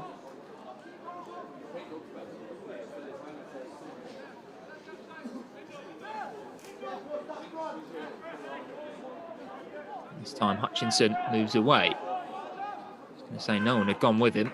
That was until Sam Collins peeled off the wall. And now Aziz can deliver. It's a low one. Well, there's a huge shout for a penalty there. The referee's gone the other way. And he's going to book Zach Swanson as well for simulation. Well, head on hands. It's so hard, isn't it, to tell without the benefit of a replay. My initial instinct was that wasn't a penalty, and that I would have been flabbergasted had the referee pointed to the spot. So, he's closer than we are. It doesn't reflect well on Zach if he's getting booked for diving, but he's not the first. He won't be the last. Footballers like to try their luck, don't they? In those kind of situations. But it's been better from Arsenal, I have to say. Last 10 minutes, much more like it. And they're knocking on the door now to try and get themselves a winner before extra time.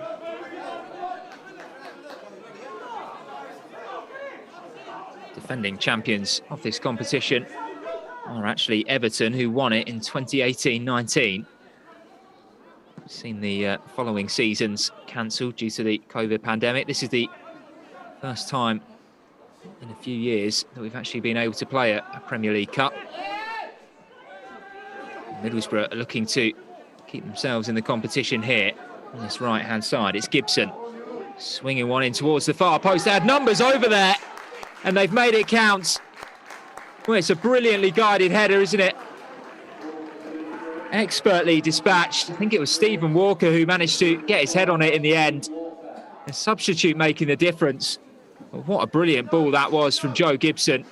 Just like that, Middlesbrough take the lead. It's Middlesbrough 1, Arsenal 0. Yeah, it's a quality goal from Middlesbrough's point of view, no doubt about that. Gibson is patient, he waits for the right time to deliver the cross, and it's a peach of a ball, isn't it, into the right area. And he climbs ever so high, doesn't he? I think it is Walker who's taking the acclaim. It was a good leap, and it's a looping header over a Conquo. I don't think there was too much that he could do about it. It was a proper centre forwards header, and Arsenal have got to respond now. The Gunners do respond by making their first substitution. It's Joel Adeo who's coming on for Lino Souza. I wonder whether this will be change in formation. Adeo's gone right up to the centre circle, so he's going to be playing presumably as Arsenal's furthest man forward. I wanted to see who's dropped into centre back here. It's Alex Kirk who's retreating at the moment. Looks like Mazida Gungbo's moved out to left wing back.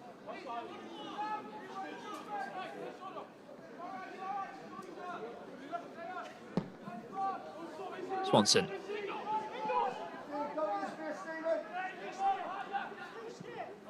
Now Henry Francis. Gungbo wants once more. In field, Olayinka. Too much for Flores. You can hear the Middlesbrough bench now. Every time the ball goes out of play, every time Arsenal misplace a pass, they're going to feel that little bit more confident, securing their progression to the quarterfinals. Yeah, you could see what it meant to Middlesbrough that when they scored the goal. I mean, they were really over the moon, weren't they, to get what they hope might turn out to be the winner here this evening. They clearly really want to get to the next stage of the competition. It showed the benefit of having that physical presence inside the penalty area, didn't it? I've been talking about it all evening. Arsenal lacked that just purely on a personnel basis. And when Arsenal put a cross into the box, who out of the players on the field is going to attack a cross like that? I mean, you're looking really at Olayinka to potentially do that, but he's got to come from deep to get there, hasn't he? Middlesbrough have had taller players inside the box all night, and it just takes one good ball, one decent run from the centre forward, and bingo, they get themselves the lead. So that's been the difference for me. Obviously in the scoreline, but also in the tactical battle. Stephen Walker, the goal scorer, that's his second of the season for Boro, and only his 6th appearance. I mentioned he came back from a loan playing senior football with Tranmere Rovers recently.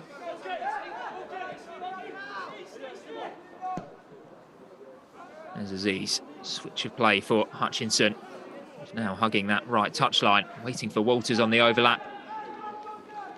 Cleared out under pressure. Just over 10 minutes to play here. Yeah, it's been disappointing. I think second half for sure. After a really lively start to this match from Arsenal, they've not really ever been in control of it.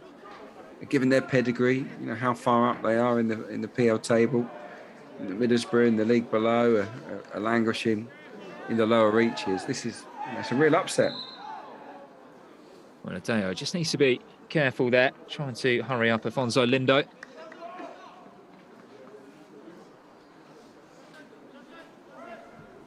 Eventually, Middlesbrough will get us back underway.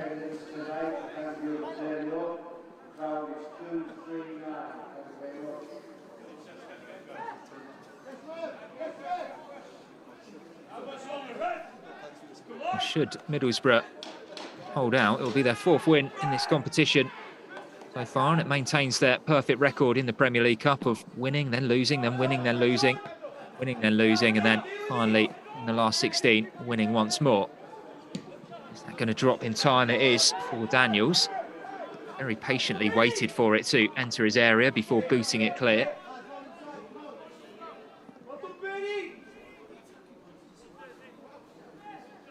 Walters leaves it for Hutchinson and loses out.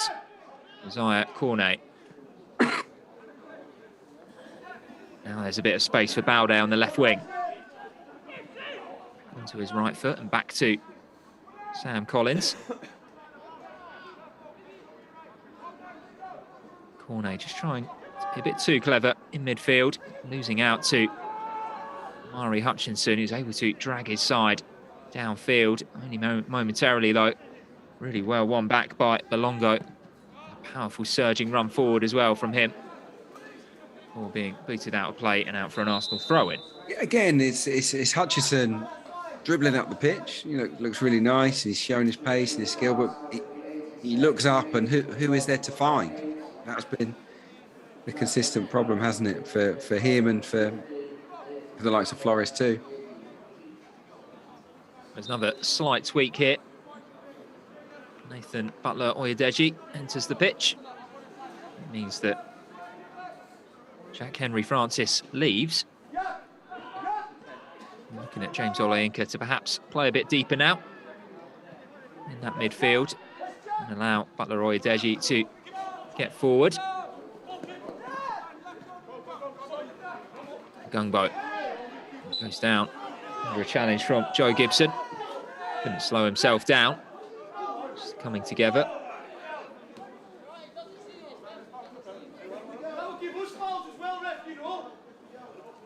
I could just hear my old mate Mark Tinkler just having a little word with the referee.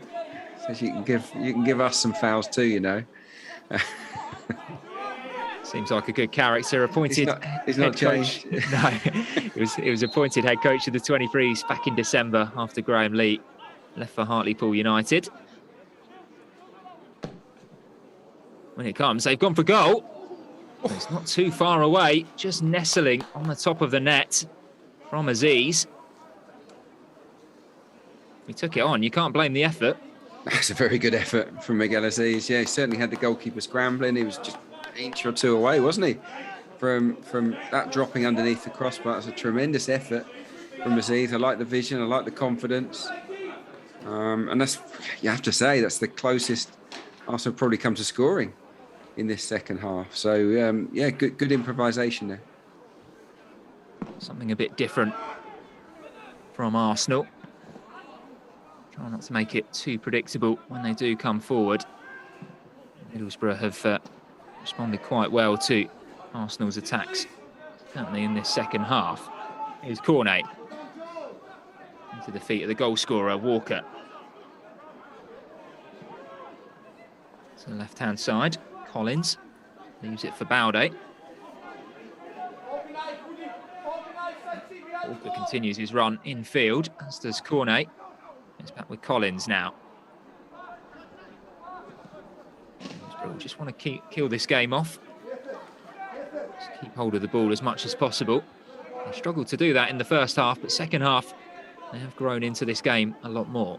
They have, and they weren't really weakened by the substitutions. You know, we talked about the two big guns up front coming off on the hour. Would that impact it? But the guys that have entered the fray, you know, Baude and Walker up top have done well. They've been sharp.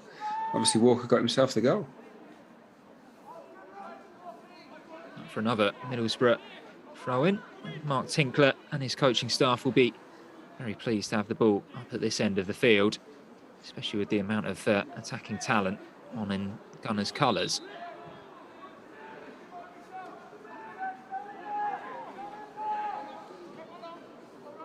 Walters. Now Swanson, it's his own penalty area. Well, Gungbo had to stretch to get to that one. He's done really well, actually. Republic of Ireland Youth International. He did do well, because it was... I don't like to see it, I must admit. I don't like to see passes of that length played across the face of goal. It's fraught with danger. And he was closed down, Gungbo, but yeah, excellent composure from him. But look, you know, last chance saloon now for Arsenal. 5 minutes left to play. Are they going to deviate from this sort of patient passing style, go a bit more direct like this? Butler Oyedeji can chase this one. It's a good first touch from him as well. Goes down in the area. He tells him to get back up again. So he did before he immediately went to ground under the challenge of Belongo. It was a fair one. Arsenal still trying to pile on the pressure in these late stages. It was good. You know, Arsenal haven't done that enough, in my opinion, in this game. Just turn the Middlesbrough rearguard around and you know, use that pace.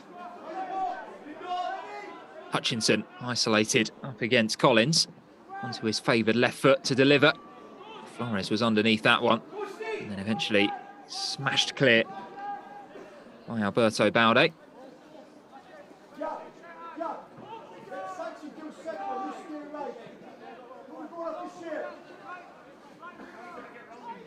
Hutchinson.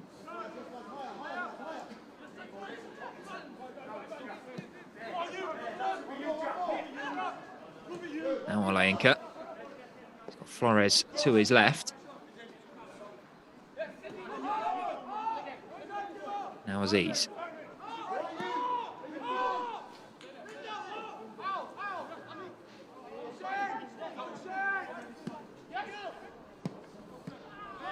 Trying something a bit different there, Aziz. Trying to thread the eye of the needle. It might break, actually. It's Butler Oyedeji who's gone down again. And it is given as a penalty. Well, with just under 3 minutes to go here, Nathan Butler Oyedeji, a burst of energy from him, something a bit different, taking it to the opposition defence, and he's fouled in the box. And look at the reaction of the Boro players. Arsenal presented with a real opportunity to level the scores at this late stage in the game. They're gutted, aren't they, Middlesbrough? It was a really positive, direct run, wasn't it, from Butler Oyedeji, and just really quick across the turf, that low centre of gravity. And it just asked the question of the defenders. You know, a couple of minutes ago, one ball over the top, he tests them.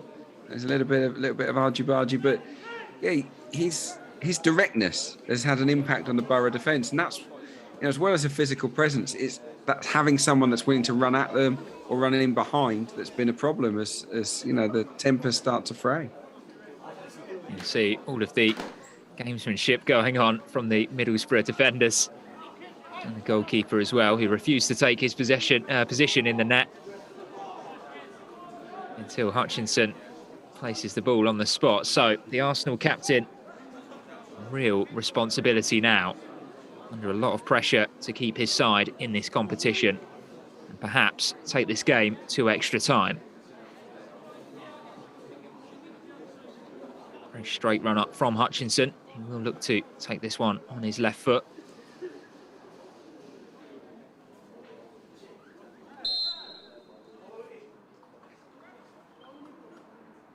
He begins to arc his run. Here's Amari Hutchinson, and it's into the bottom corner. Well, Luke Daniels guessed the right way. Hutchinson held his nerve. There was enough on it. Into the bottom corner. And with 1 minute left to play, it's Middlesbrough 1, Arsenal 1.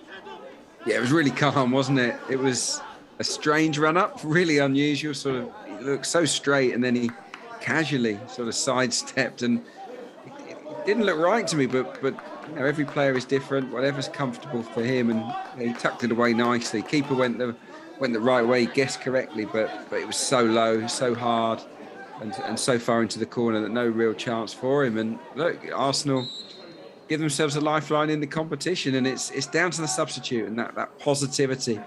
Really, really bright he's been in the last 10 minutes or so.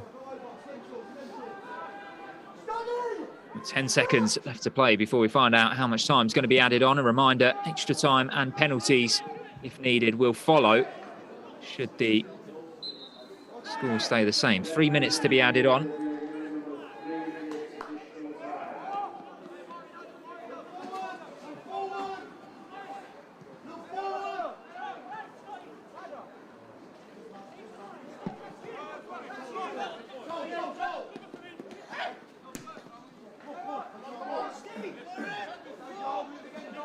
Kirk.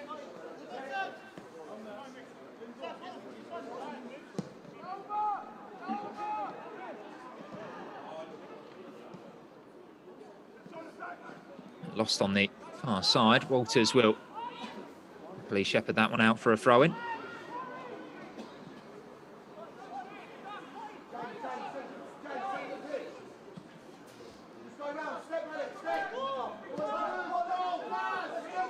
Now a Gungbo turning under pressure from Jack Stott. There's a player down in the centre of the park there. Hutchinson slowly getting back to his feet.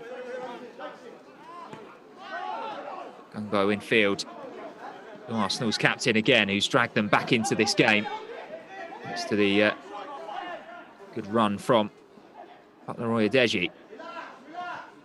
10 times this season that the Gunners have struck this late in the game. Oh, a Gungbo goes down in the box again. He already got his shot off.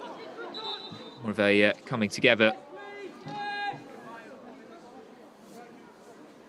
Seconds will tick away here.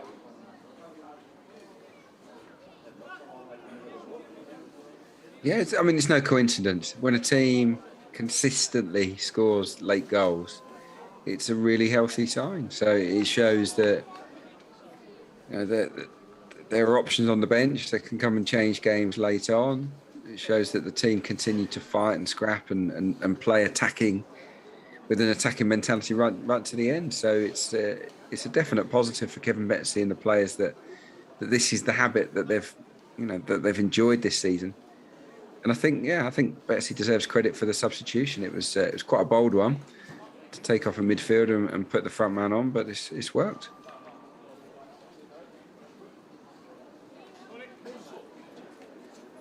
I wonder how much longer of injury time we'll actually play, given that we are heading straight into extra time anyway. Players just receiving some tactical instructions in front of us from Betsy's coaching staff.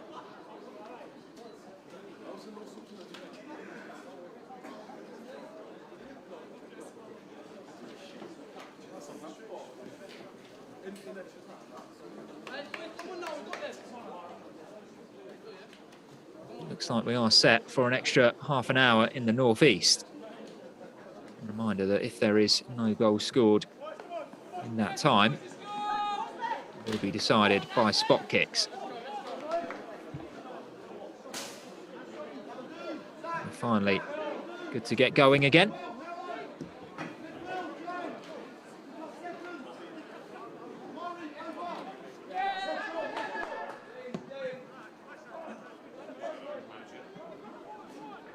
Long ball diagonally to goal scorer Stephen Walker, netted 77 minutes in. Now the ever-impressive Bryant Bolongo can carry this one forward. Looking to the channel as well for Sam Collins, who's not stopped running all evening. This left wing back, full of energy, even at this late stage.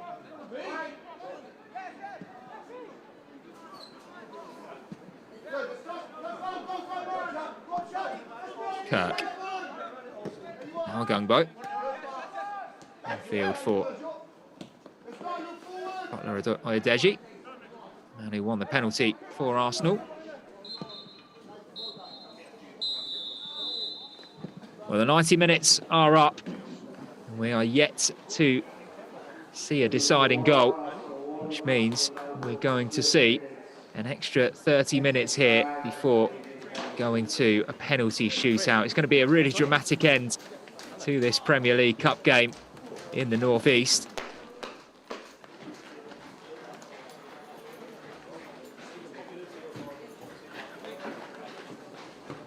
Both sides return to the dressing room briefly. Well, Adrian, 90 minutes, nothing to separate the two sides. What did you make of, firstly, the second half, but the 90 minutes in general? Well, I think it was an even game, and so it's no surprise to me that it's finished level.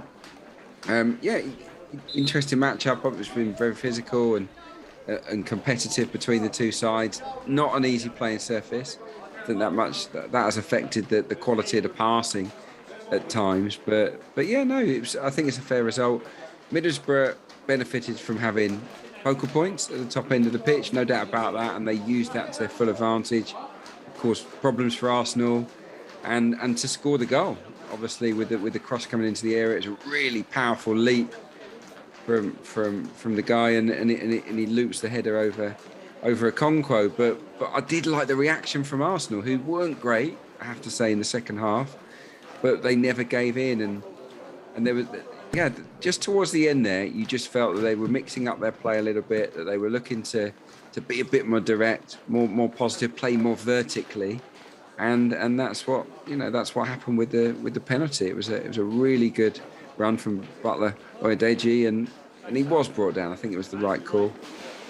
So we go to extra time, and it'd just be interesting to see what else Arsenal have got up their sleeves here tonight, because they've been limited because of the personnel, because of I think the lack of inches up top. Really, they just don't have anybody that can sort of hold the ball up and bring others into play, and that's meant they've had to play in a different way.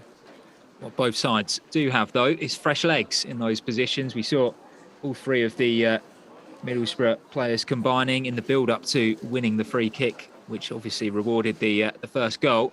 But then at the other end, Arsenal's front men as well, linking up well. Joel Adeo coming off the bench, as of course was Nathan Butler Oyedeji, the man who made the difference by getting brought down in the area. Plenty of running, plenty of sharp movement, I guess, behind that Middlesbrough back line. And look, both sides are going to tire. It's just about which one's able to take the opportunities. Absolutely, yeah. Just looking at Kevin Betsy there, giving us instructions. He's delivering his message. The majority of the squad are there, with their ears open, listening to what he's got to say.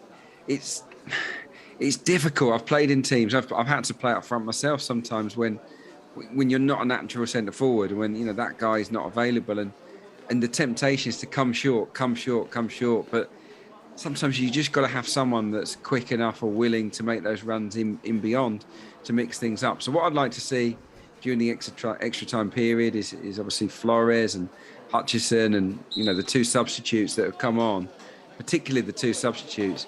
If one comes short, one spin in behind, just to cause, you know, problems and to ask questions of the centre halves, who I think had it too easy here tonight. They could stay in their positions and just watch Arsenal looking nice, neat and tidy in front of them without hurting them often enough. So the key to success here, I think, is to make that, either run with the ball at them or to make runs in beyond the final man. And because if there's one advantage Arsenal have over Boro here, it's undoubtedly pace and sharpness in those forward areas.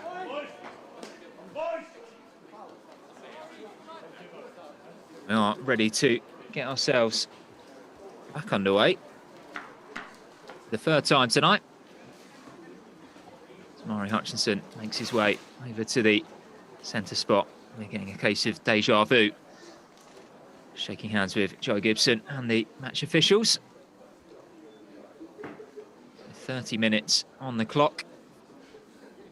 And then nothing is settled by then. The dreaded penalties. Always exciting to watch at home as a fan. Less so when you're the player that has to make the winning contribution. Although we've already seen Mari Hutchinson hold his nerve from the spot in what has proved to be a decisive moment in this game. Yeah, it's not easy because he was up against a big goalkeeper, a really experienced first-team goalkeeper in Luke Daniels, and he wasn't phased, was he, Mari Hutchinson? So yeah, credit his nerve there. What have these young gunners got left, and what have Boro got? Because you can see how excited they were at the prospect of going through. When they scored the goal, there were major celebrations. And can they come again? Can they regroup? If you are just joining us, the timer up in the top left corner of your screen is now purely extra time. We've had 90 minutes. This is the 30 minutes added on at the end of that to try and find a winner. Long ball for Walters to deal with. Nods it back to Hutchinson. And Aziz can try to steer that one out wide again for Walters to deal with. Under pressure from Stephen Walker. Gunners have got this one back on the deck. They're looking a bit more settled now. Flores off to Aziz.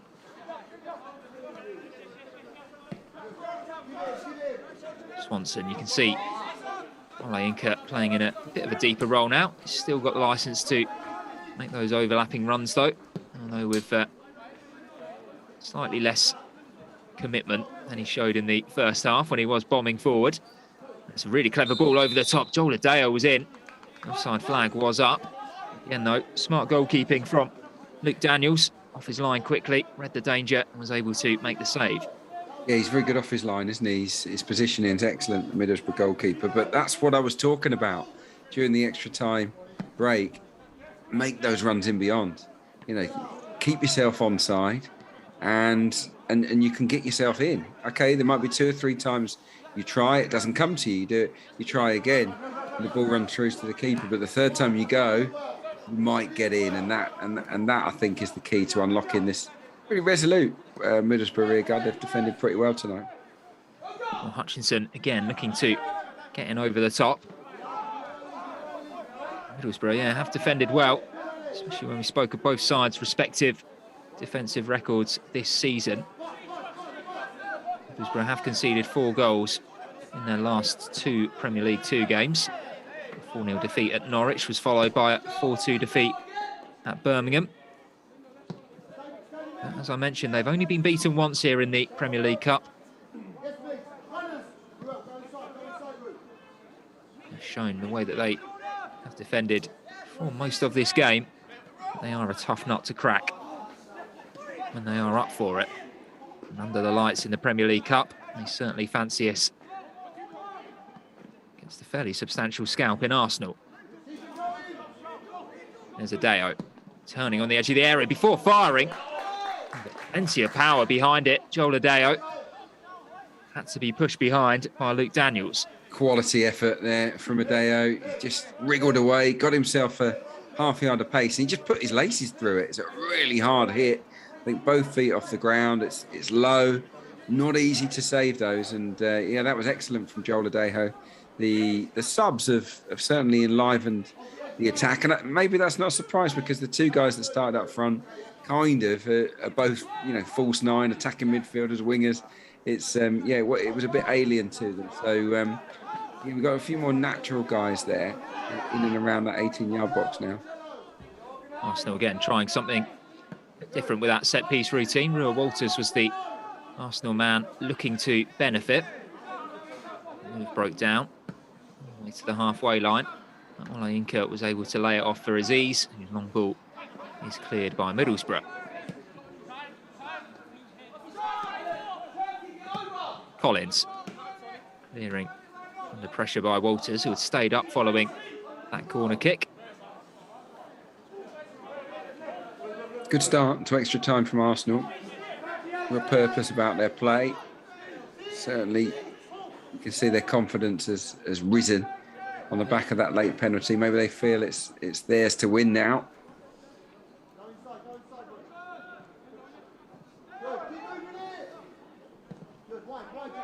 Aziz off to Zach Swanson.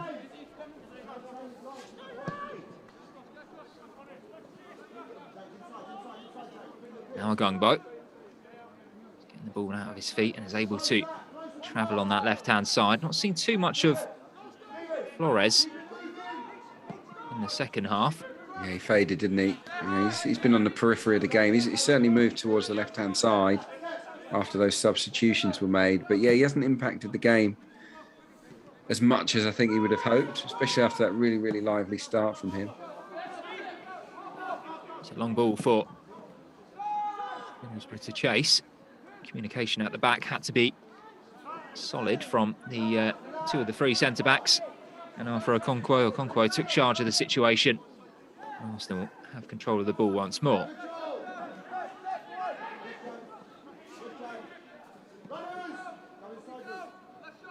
Aziz to Gungbo.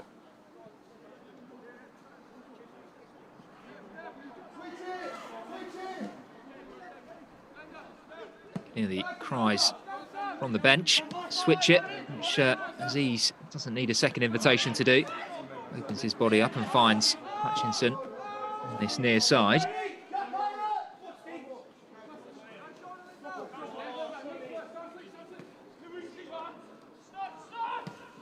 Aziz once more, trying to thread one through the gap for Flores. They lose possession. Jack Stott looks to benefit. Running through the middle was Stephen Walker, already with one goal to his name tonight.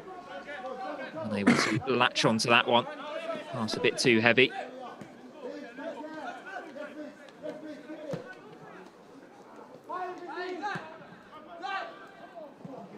Given away by Aziz. Look at the run here from the captain, Joe Gibson, able to get all the way into the penalty area. Alex Kirk watched the ball very closely and was able to make the crucial challenge. Yeah, he took himself back there, didn't he, Miguel Aziz, to be that playmaker. He's sort of almost rotating the strike there with Olayinka in that role, and it suits him with a long passing range. Got a bit more careful. Well, here is Aziz getting forward himself. It's a decent cross as well. Not for them to think about the far post with Collins, who cushioned his chest into the path of Luke Daniels. I'm not sure. I think they're saying this is a back pass from the defender. Or is it a handball? I think this might be a free kick.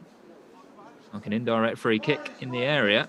Yeah, it was a wicked cross, wasn't it? It seemed to hold up in the wind. And from what I can gather, the defender there just tried to pass it back to the keeper, and the keeper handled it. It was one of those we couldn't really do much else with it. I'm not sure about the position of the free kick. It's a tough angle, isn't it? You don't see a lot of these. Usually when you do, it's a lot more head-on. Not sure this is where the offence was committed either. But yeah, it's a difficult one. They're going to have to change the angle here, Arsenal. I would expect Middlesbrough to have more bodies on the line. This is a good opportunity here for the young Gunners to score. I mean, there's the opportunity to whip this underneath the crossbar into the far post. It certainly favours Hutchinson, doesn't it, if it's going to be Aziz that lays it off. I would just change the angle here. Just play it to a Flores where he is there, and then look to whip it underneath the crossbar, but doesn't appear they're going to do that. I think it's going to be just a toe for Hutchinson to try and do the same. Interesting to see. See where he wants to put the ball. Interesting to see how quickly Middlesbrough are able to close this down. Their starting position looks to be quite a long way if he can get this shot off. Aziz to Hutchinson. And into the side netting. It will be an Arsenal corner. Very difficult there. The goalkeeper, by the time he takes the strike, he's about 3 yards away at most, isn't he? The goalkeeper, he's made himself a big barrier. So it wasn't easy, in fairness, for Arsenal to profit from that particular opportunity. 2 arms up from Hutchinson as he delivers. It's a deep one this time. There were numbers back there. One of them was Olayinka, who was trying to meet it on the volley. Didn't get that one right. And it goes all the way out for a throw-in. Yeah, it's but yeah, look, the whole of this first half of extra time so far has been played out to our right, hasn't it? In the inside Middlesbrough's half, really good positive approach taken by the Gunners. They look the fresher of the two sides as well. Middlesbrough maybe flagging a touch.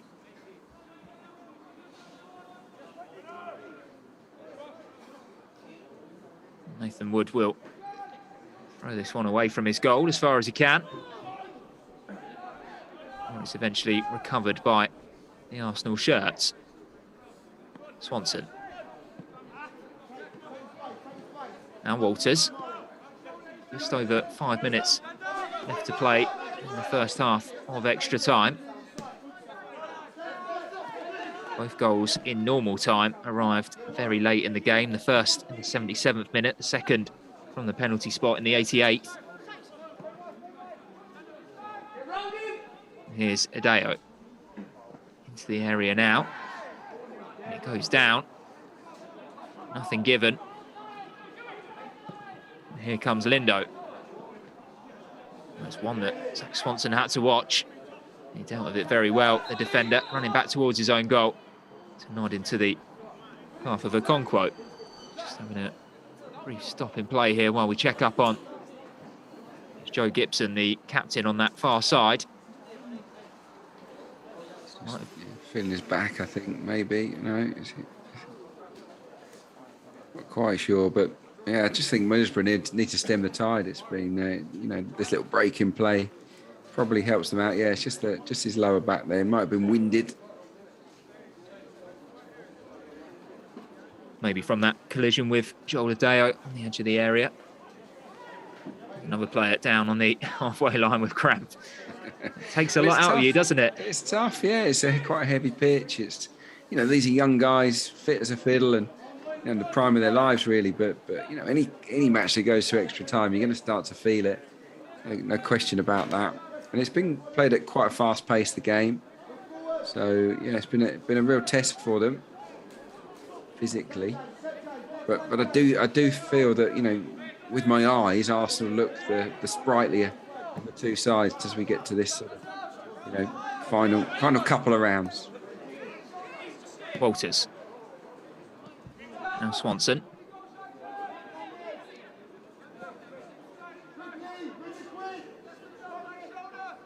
Just over 3 minutes left to play. And Walters still keen to get forward on the overlap, although he's lost out there.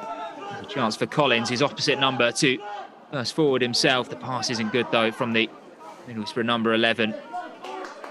And immediately pulls up with a touch of cramp himself on this near side, but he's going to hobble back into position. Can't fault his work rate this evening. No, just looking at Miguel Aziz again, dropping deep, looking to play that quarterback role, pinging the ball. There we see him drilling it left. I'd like to see him step up just 10 yards up towards the halfway line to be making those kind of passes. From where he is, don't know how easy it's going to be to when there's no pressure on the ball for him to clip a ball over this Middlesbrough rear guard. A little bit further up, maybe a more spontaneous pass from a turnover. That's where his passing range can really hurt Middlesbrough in the closing stages. At the moment, it's a little bit predictable when he drops in. Middlesbrough know exactly what he's looking to do. They know he wants to hit the 50-yard Hollywood pass over the top of them, so they're just dropping off accordingly.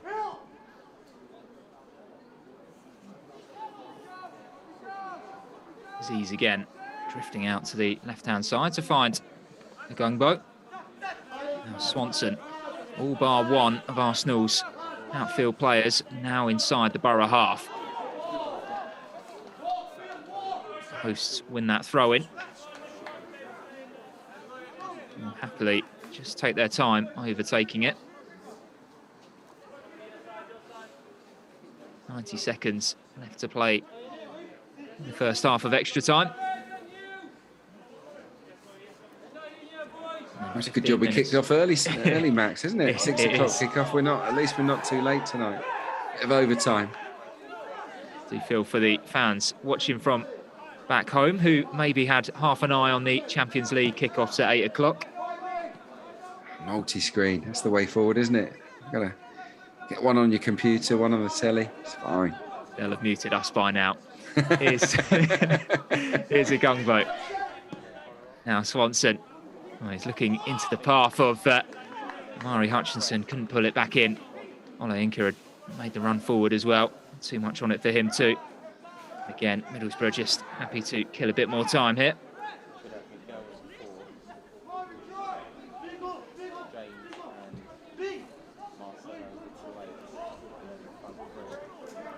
Yeah, one last push really needed from Kevin Betts' young gunners. I think they look more dangerous, I think, now than they did for the majority of the second half, where they were undoubtedly a little bit lightweight up top. See, the tactics have changed. They're going more direct. They're looking to play those balls over the top. Will they get an opportunity from one of those passes? That is the big question. Aziz out to Hutchinson. Now Kirk. 1 minute to be added on in this game. We head into half-time of extra time.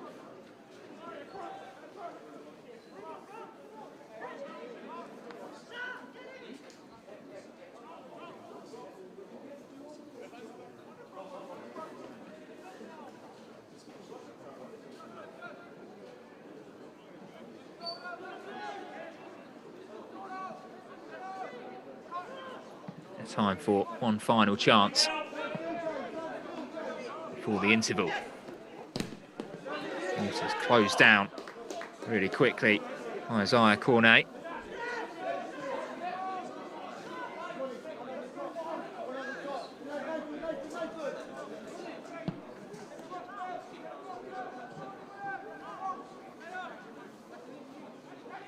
Yeah, the two substitutes need to get them onto the ball a little bit more often.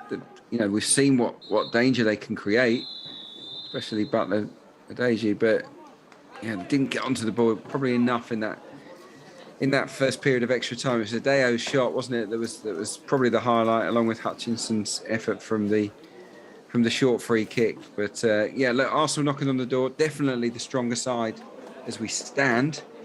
We're still level, aren't we? Incredibly, Middlesbrough in the top two tiers of under-23 football in this country, the only side to have never drawn a game all season. They've managed to do it once tonight, over 90 minutes. Can they hold on, secure another draw after extra time to take this one to penalties? Kevin Betsy, it's one that, as he's deep in discussion with one of his coaches, whether he will mix things up for the closing stages of this game. As it stands, the Gunners are sticking to their tried and tested system, which has served them very well this season. Now second in the Premier League 2 Division 1, 36 points, just 7 behind Manchester City, who are in top spot. You look at the squad now, and we noticed that Miguel Aziz was dropping a bit deeper, Adrian, towards the end of the game and also in the first half of extra time. I'm wondering, is there any other tweak that you're expecting to see?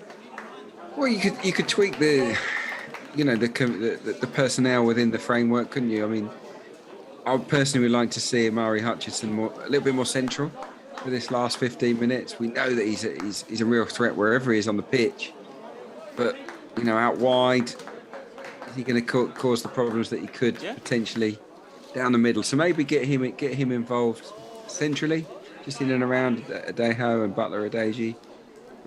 Flores, I think, looks set to be on the left, but I think my message to the team would be to create angles.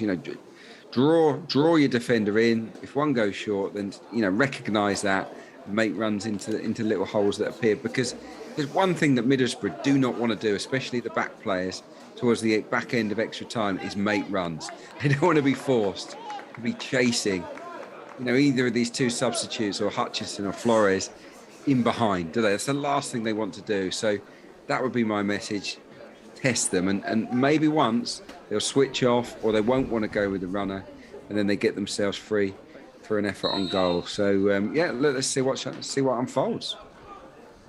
Well, it's Middlesbrough who get us underway, and they go long as they did right from kick-off in the first half of this game. Roy Adeji finding Aziz outside of the boot pass into Olayinka. Joe Gibson goes down under Olayinka's challenge. From a Middlesbrough point of view, if I was Mark Tinkler there, you're looking to play in the opposition half a bit more. Didn't really test Arsenal in the first period of extra time. Are they capable of holding out again? It'd be a test for them. So I think from their point of view, say, look, let's get up the pitch, let's turn Arsenal themselves, let's force mistakes and get back to that pressing game, which was pretty effective, wasn't it, early on in the second period? Let's pin Arsenal in, and maybe we can force one mistake out of a Conquo or one of the defenders when they're looking to pass out from the back. So contrasting messages, I think, from the two managers. Here's Hutchinson, only able to get his foot on the ball. Evades one challenge as he dances in field. It's back with Stott. That one down the line towards Stephen Walker. Aziz out to Roa Walters, who is the youngest Arsenal player on the pitch at the moment. He's 17 years old, the right wing back, the same age as Lino Souza, who started the game as well at left wing back. That's a really good ball. Hutchinson looking to benefit from it. The touch was good, but the recovery run did just enough to put him off his stride and allow Luke Daniels to slide out. Yeah, it was the right idea. And if he's going to play off the left there, making those sort of out to in runs is potentially the way to get Hutchinson into a goal scoring position. But yeah, that was good again for the young Gunners, who've I think acquitted themselves really well in extra time. Hooked out to Walters again by Aziz.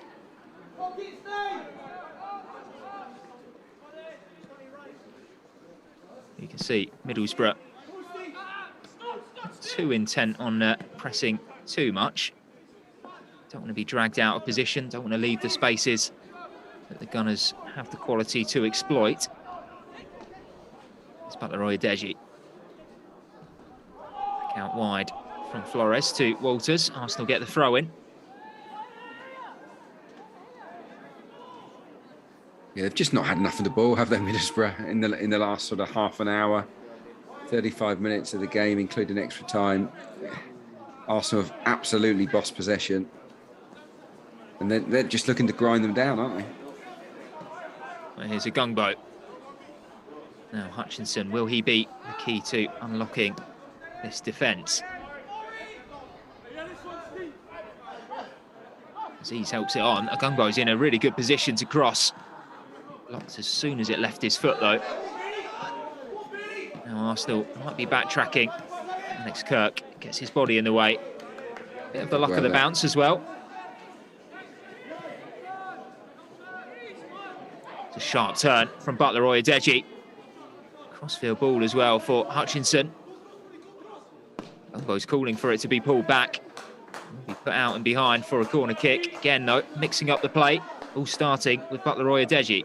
Yeah, he's been good, hasn't he, Butler or Odeji? That was a lovely little half turn, wasn't it? Just let the ball run across his body, create space for himself, just with that one sort of subtle piece of play, quick thinking, and the ball actually to Hutchinson was excellent.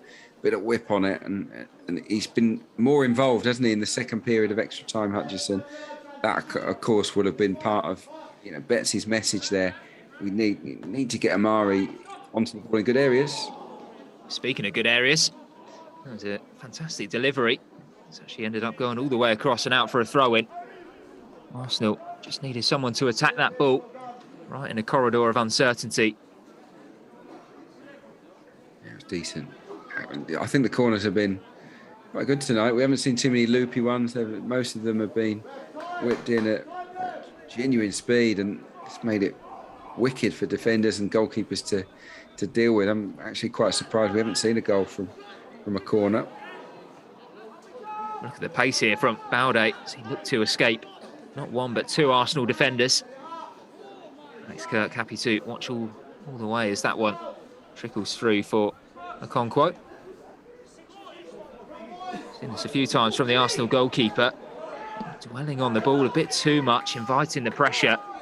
And Arsenal, they could have played the ball out a couple of times when he had it.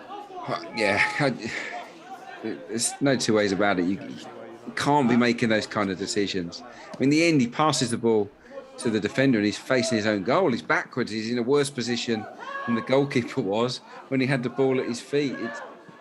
I don't like to see that from a goalkeeper. You've got to look at the situation and say, well, look, sometimes it's just not on. It's not on to play that pass.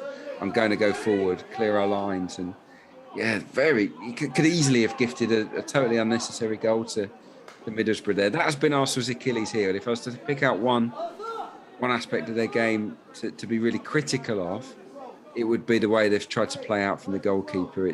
They've been quite casual in the way they've done it. There's Adeo looking to escape the attention of a few Middlesbrough defenders. And now Aziz with a bit of time and space to pick his pass. He's hit that one brilliantly to find Hutchinson, pulled it from the sky, and was in an offside position. Yeah, he's got a lovely drill on him, hasn't he?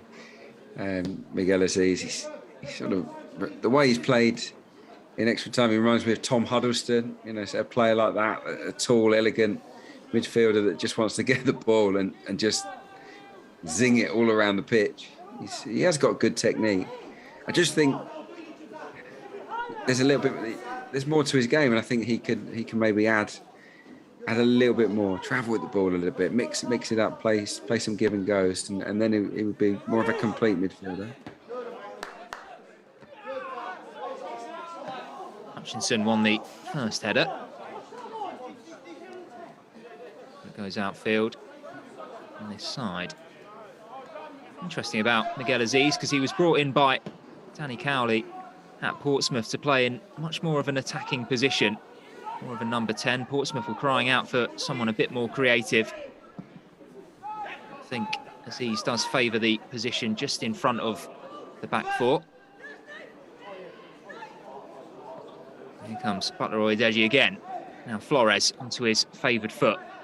Still going, Flores. He tried to pass that one across the area to Aziz. It's a second chance now. In, dealt with by Joe Gibson, and this time make sure it isn't a back pass. Yeah, very careful about that, weren't they?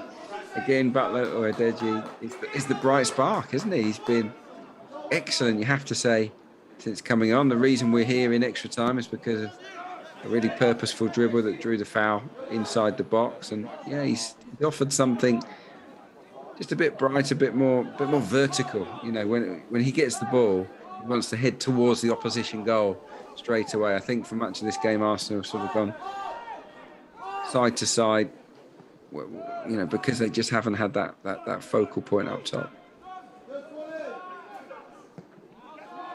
Stephen Walker turning away from danger, and now Cornet's in behind, joined by Aziz. He's it back in field. Here's Walker once more, trying for a bit of an adventurous pass over the top. Allowed Arsenal to get back into position.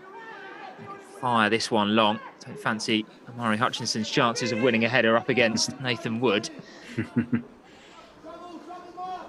Now back out to the right side once more. Marcelo Flores to the path of Adeo. He manages to win his side a corner.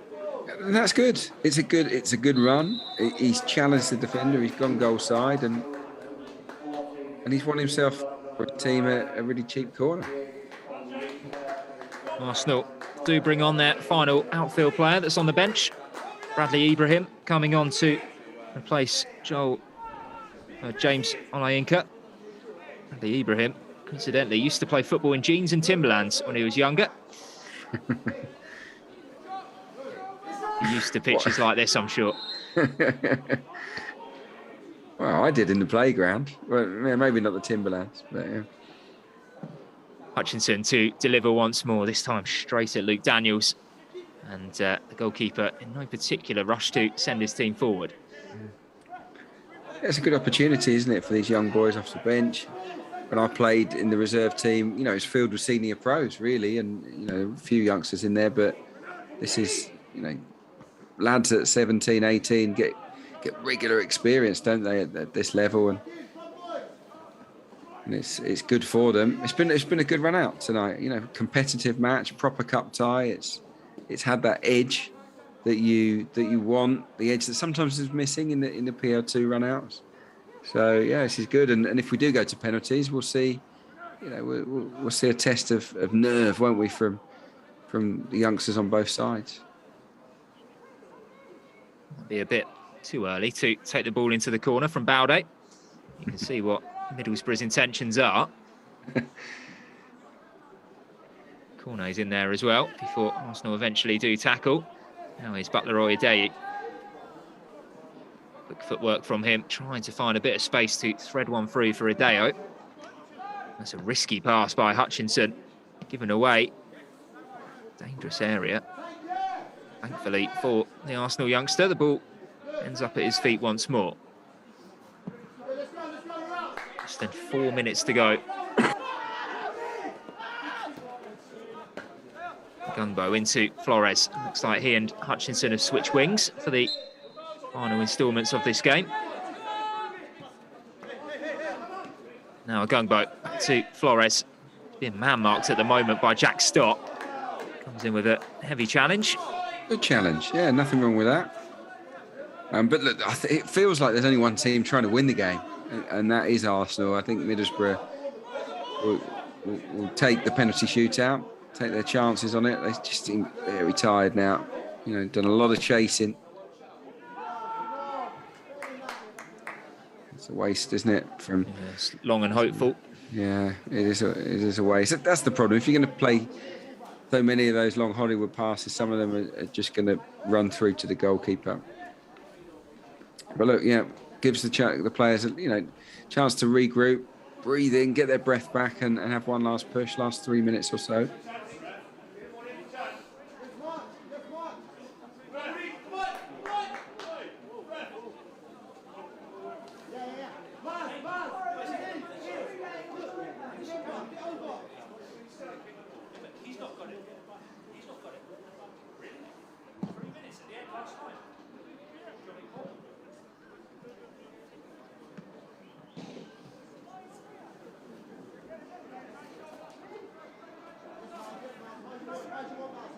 Now entering the final 2 minutes of this game. A chance now for both teams to have a hero in the last minute. Although this rate is much more likely to be from an Arsenal perspective.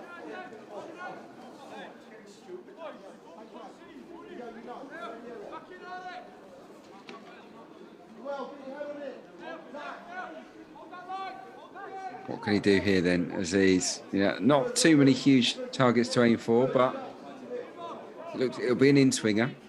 And you're looking to bend this over that defender on the corner of the 18, corner of the D there.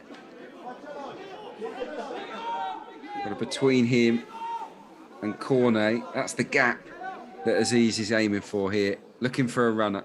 Can someone break free from the pack here and get themselves on the end of this?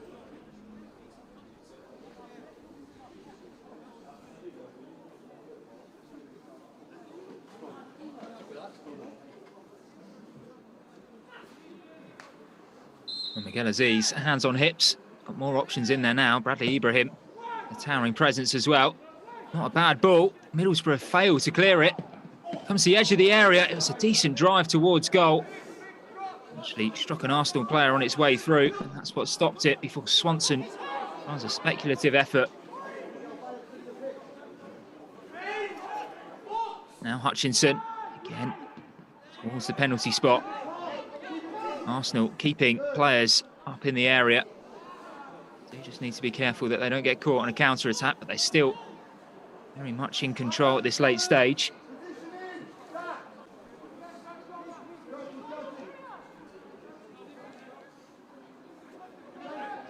Hutchinson gets it back in play. Now Aziz. And it's long, it's downfield. Alex Kirk stayed forward from centre-back. Took a wild swipe at that one, I think. I mean, what a winner that would have been. On the volley, he just wasn't set for it, was he? He was off balance, and yeah, it was an ugly effort from the big centre-half. But yeah, what a moment that might have been had it nestled in the top bins. But yeah, it does look, doesn't it, like we're heading towards spot kicks. 30 more seconds to play. Be sure to stick with us as this reaches its final crescendo, this game. Well, Arsenal give it away, and now look at Middlesbrough streaming forward themselves. It's Balde on this near side, looking for Cornet in the box. And Swanson will happily let that one roll out. 10 seconds to go. Surely not enough time for Arsenal to carve out another opportunity. Conquo goes short for Swanson.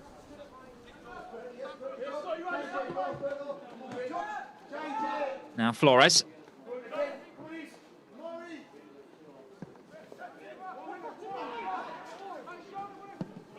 Long from Walters towards the channel. He's not dealt with. Bit of uncertainty in the back line. Smash forward by Nathan Wood into touch. Well, there it is. After 120 minutes, nothing to separate these two sides. We are heading to penalties to decide who is going to be in the Premier League Cup quarter-final. You don't want to miss it. Stick with us. We'll be right back.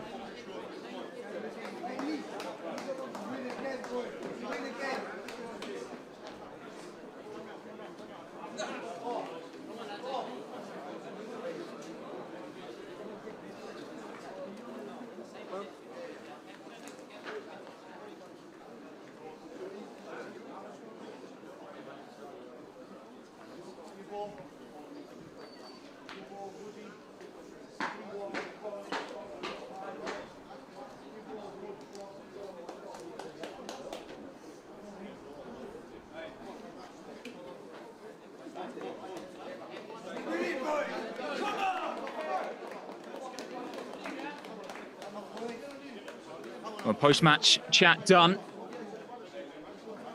Looks like the order has been decided. Mari Hutchinson, of course, scored from the spot. during the opening 9. Strike to level the scores. You wonder what number taker he will be. What would you have him as, Adrian? Number 1, number 5? I'd probably go, one or the other. I'd like to load it up at the top. I think put your best penalty takers at the front. So I'd have him, 1 or 2 for sure for Murray Hutchinson. But it'd be interesting to see how many of the lads have stuck their hand up. Not too many will have been involved in sort of, senior penalty shootouts before. So this will be a good experience for them. A lot of are internationals, of course, youth internationals, and many of their tournament play ends up in penalty kicks. So maybe it's not alien to all of them, but it's a good experience. And of course, you only ever enjoy them if you come out on top. I do think that Middlesbrough have a slight advantage with the goalkeeper, really experienced guy, with Luke Daniels. But Okonkwo, as you can see there, he's a huge goalkeeper, isn't he? He's a big lad. And he could prove to be quite an intimidating target to come up against. So, fascinating. We've got 2 big keepers. The players are absolutely exhausted. Can they summon up the energy for one decent penalty kick from 12 yards? So, at least they won't have an intimidating set of fans behind the goal. It looks like they're going to go to the empty end, which is, I don't know, slightly disappointing, I guess, for those that were stood at the other end of the pitch. A strange choice, isn't it? But I guess a coin toss has been made. Right, well, Middlesbrough to go first then. It's going to be the goal scorer, the man who put them ahead in this tie, Stephen Walker, to get us underway. In fact, it's not, it's the captain, Joe Gibson, leading by example. First one out, and the first one scored. Very good penalty, wasn't it? Never looked like missing. Confident run up. Okonkwo just went a little bit early to his left-hand side. So it's a Gungbo.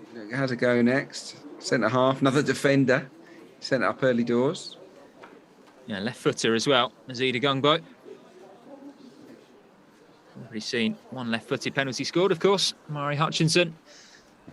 As some of the crowd get themselves into the prime position. So it's a long walk round if they've only just made it there. Gungbo takes a deep breath. Chance to level the scores. Oh dear. Well, he went down the middle of Gungbo, and the keeper stayed up for as long as he could and then saved that with his feet. Used his experience, didn't he? Luke Daniels there didn't fully commit to the dive, made sure that trailing leg was covering the centre of the goal. And I do think when you go down the middle, you've got to add an element of height to it. If you're brave enough to put some loft on the ball, goalkeepers don't save it then. Well, chance for Middlesbrough to seize this opportunity and really have no mistake made from the spot there. A lot of power and kept it low as well. Zach Swanson up next. So the defenders taking the responsibility. They are the more senior players in this Arsenal lineup, so it is expected.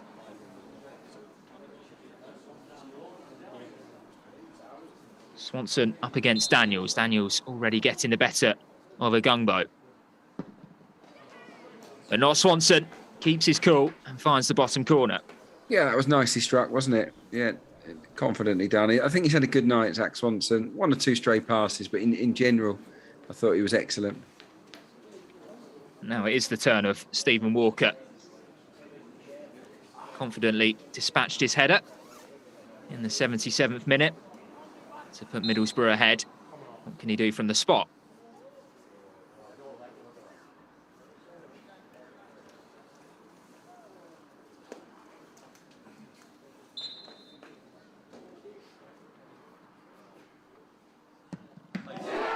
Well, it's a good save. Comfortable height for Arthur Okonkwo. He had to get there. That's sensational. That's absolutely brilliant from Arthur Okonkwo. Great athleticism, real spring, wasn't there, on the dive. We see he's a big guy, got long arms, but he didn't even need those long arms. He was already there. It was great spring from him. Real power on that dive, and we're level pegging, aren't we? Two apiece. Now, Miguel Aziz, he is typically very cool, calm and collected. We see that replicated in his penalty. Here's Aziz. That's a brilliant penalty, right into the bottom corner, sends the keeper the wrong way. And Arsenal have levelled things up here. It's 2-2 on penalties. Yeah, I was a bit premature saying we'd levelled things up at 2 apiece. Aziz had to put the ball away, of course. But yeah, that was how to take a penalty. That was really confident and pretty much unstoppable. So yeah, on we go. The next one, a very distinctive player. He was very good across the first half, Zaya Cornet.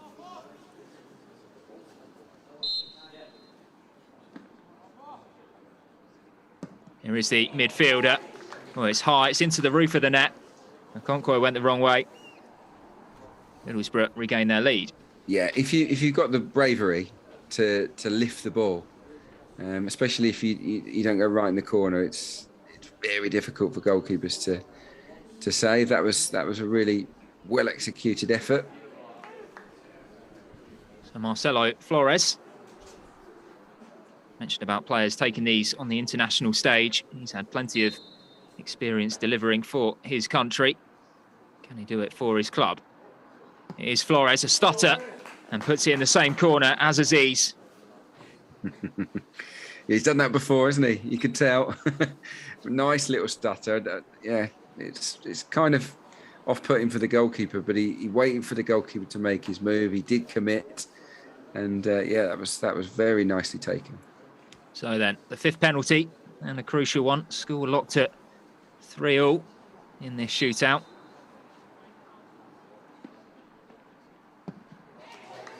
Again, dispatched confidently, this time by Jack Stott. And Arsenal need to score their fifth penalty. Yeah, it heaps the pressure on, doesn't it? If you go up fifth, you said, where would I put Hutchinson? I said at the top, or maybe on the last one. I prefer the best takers to go early, but let's see. I mean, this is the big pressure penalty, and he is Arsenal's best player. Can he keep his nerve? He's beaten the goalkeeper once from the spot already tonight. Will he go the same way to the keeper's right, or will he mix things up? That's always it, isn't it? The mind games. He went to the goalkeeper's right before. That's where the goalkeeper is pointing this time round, Daniels. Here's Hutchinson, and it's saved by Daniels. And that's it. Middlesbrough are heading to the quarter-finals of the Premier League Cup. Good sportsmanship shown by the goalkeeper, Daniels there. Just a handshake, checking in on Hutchinson before celebrating with his teammates. But it means that the Gunners' run in this competition comes to an end.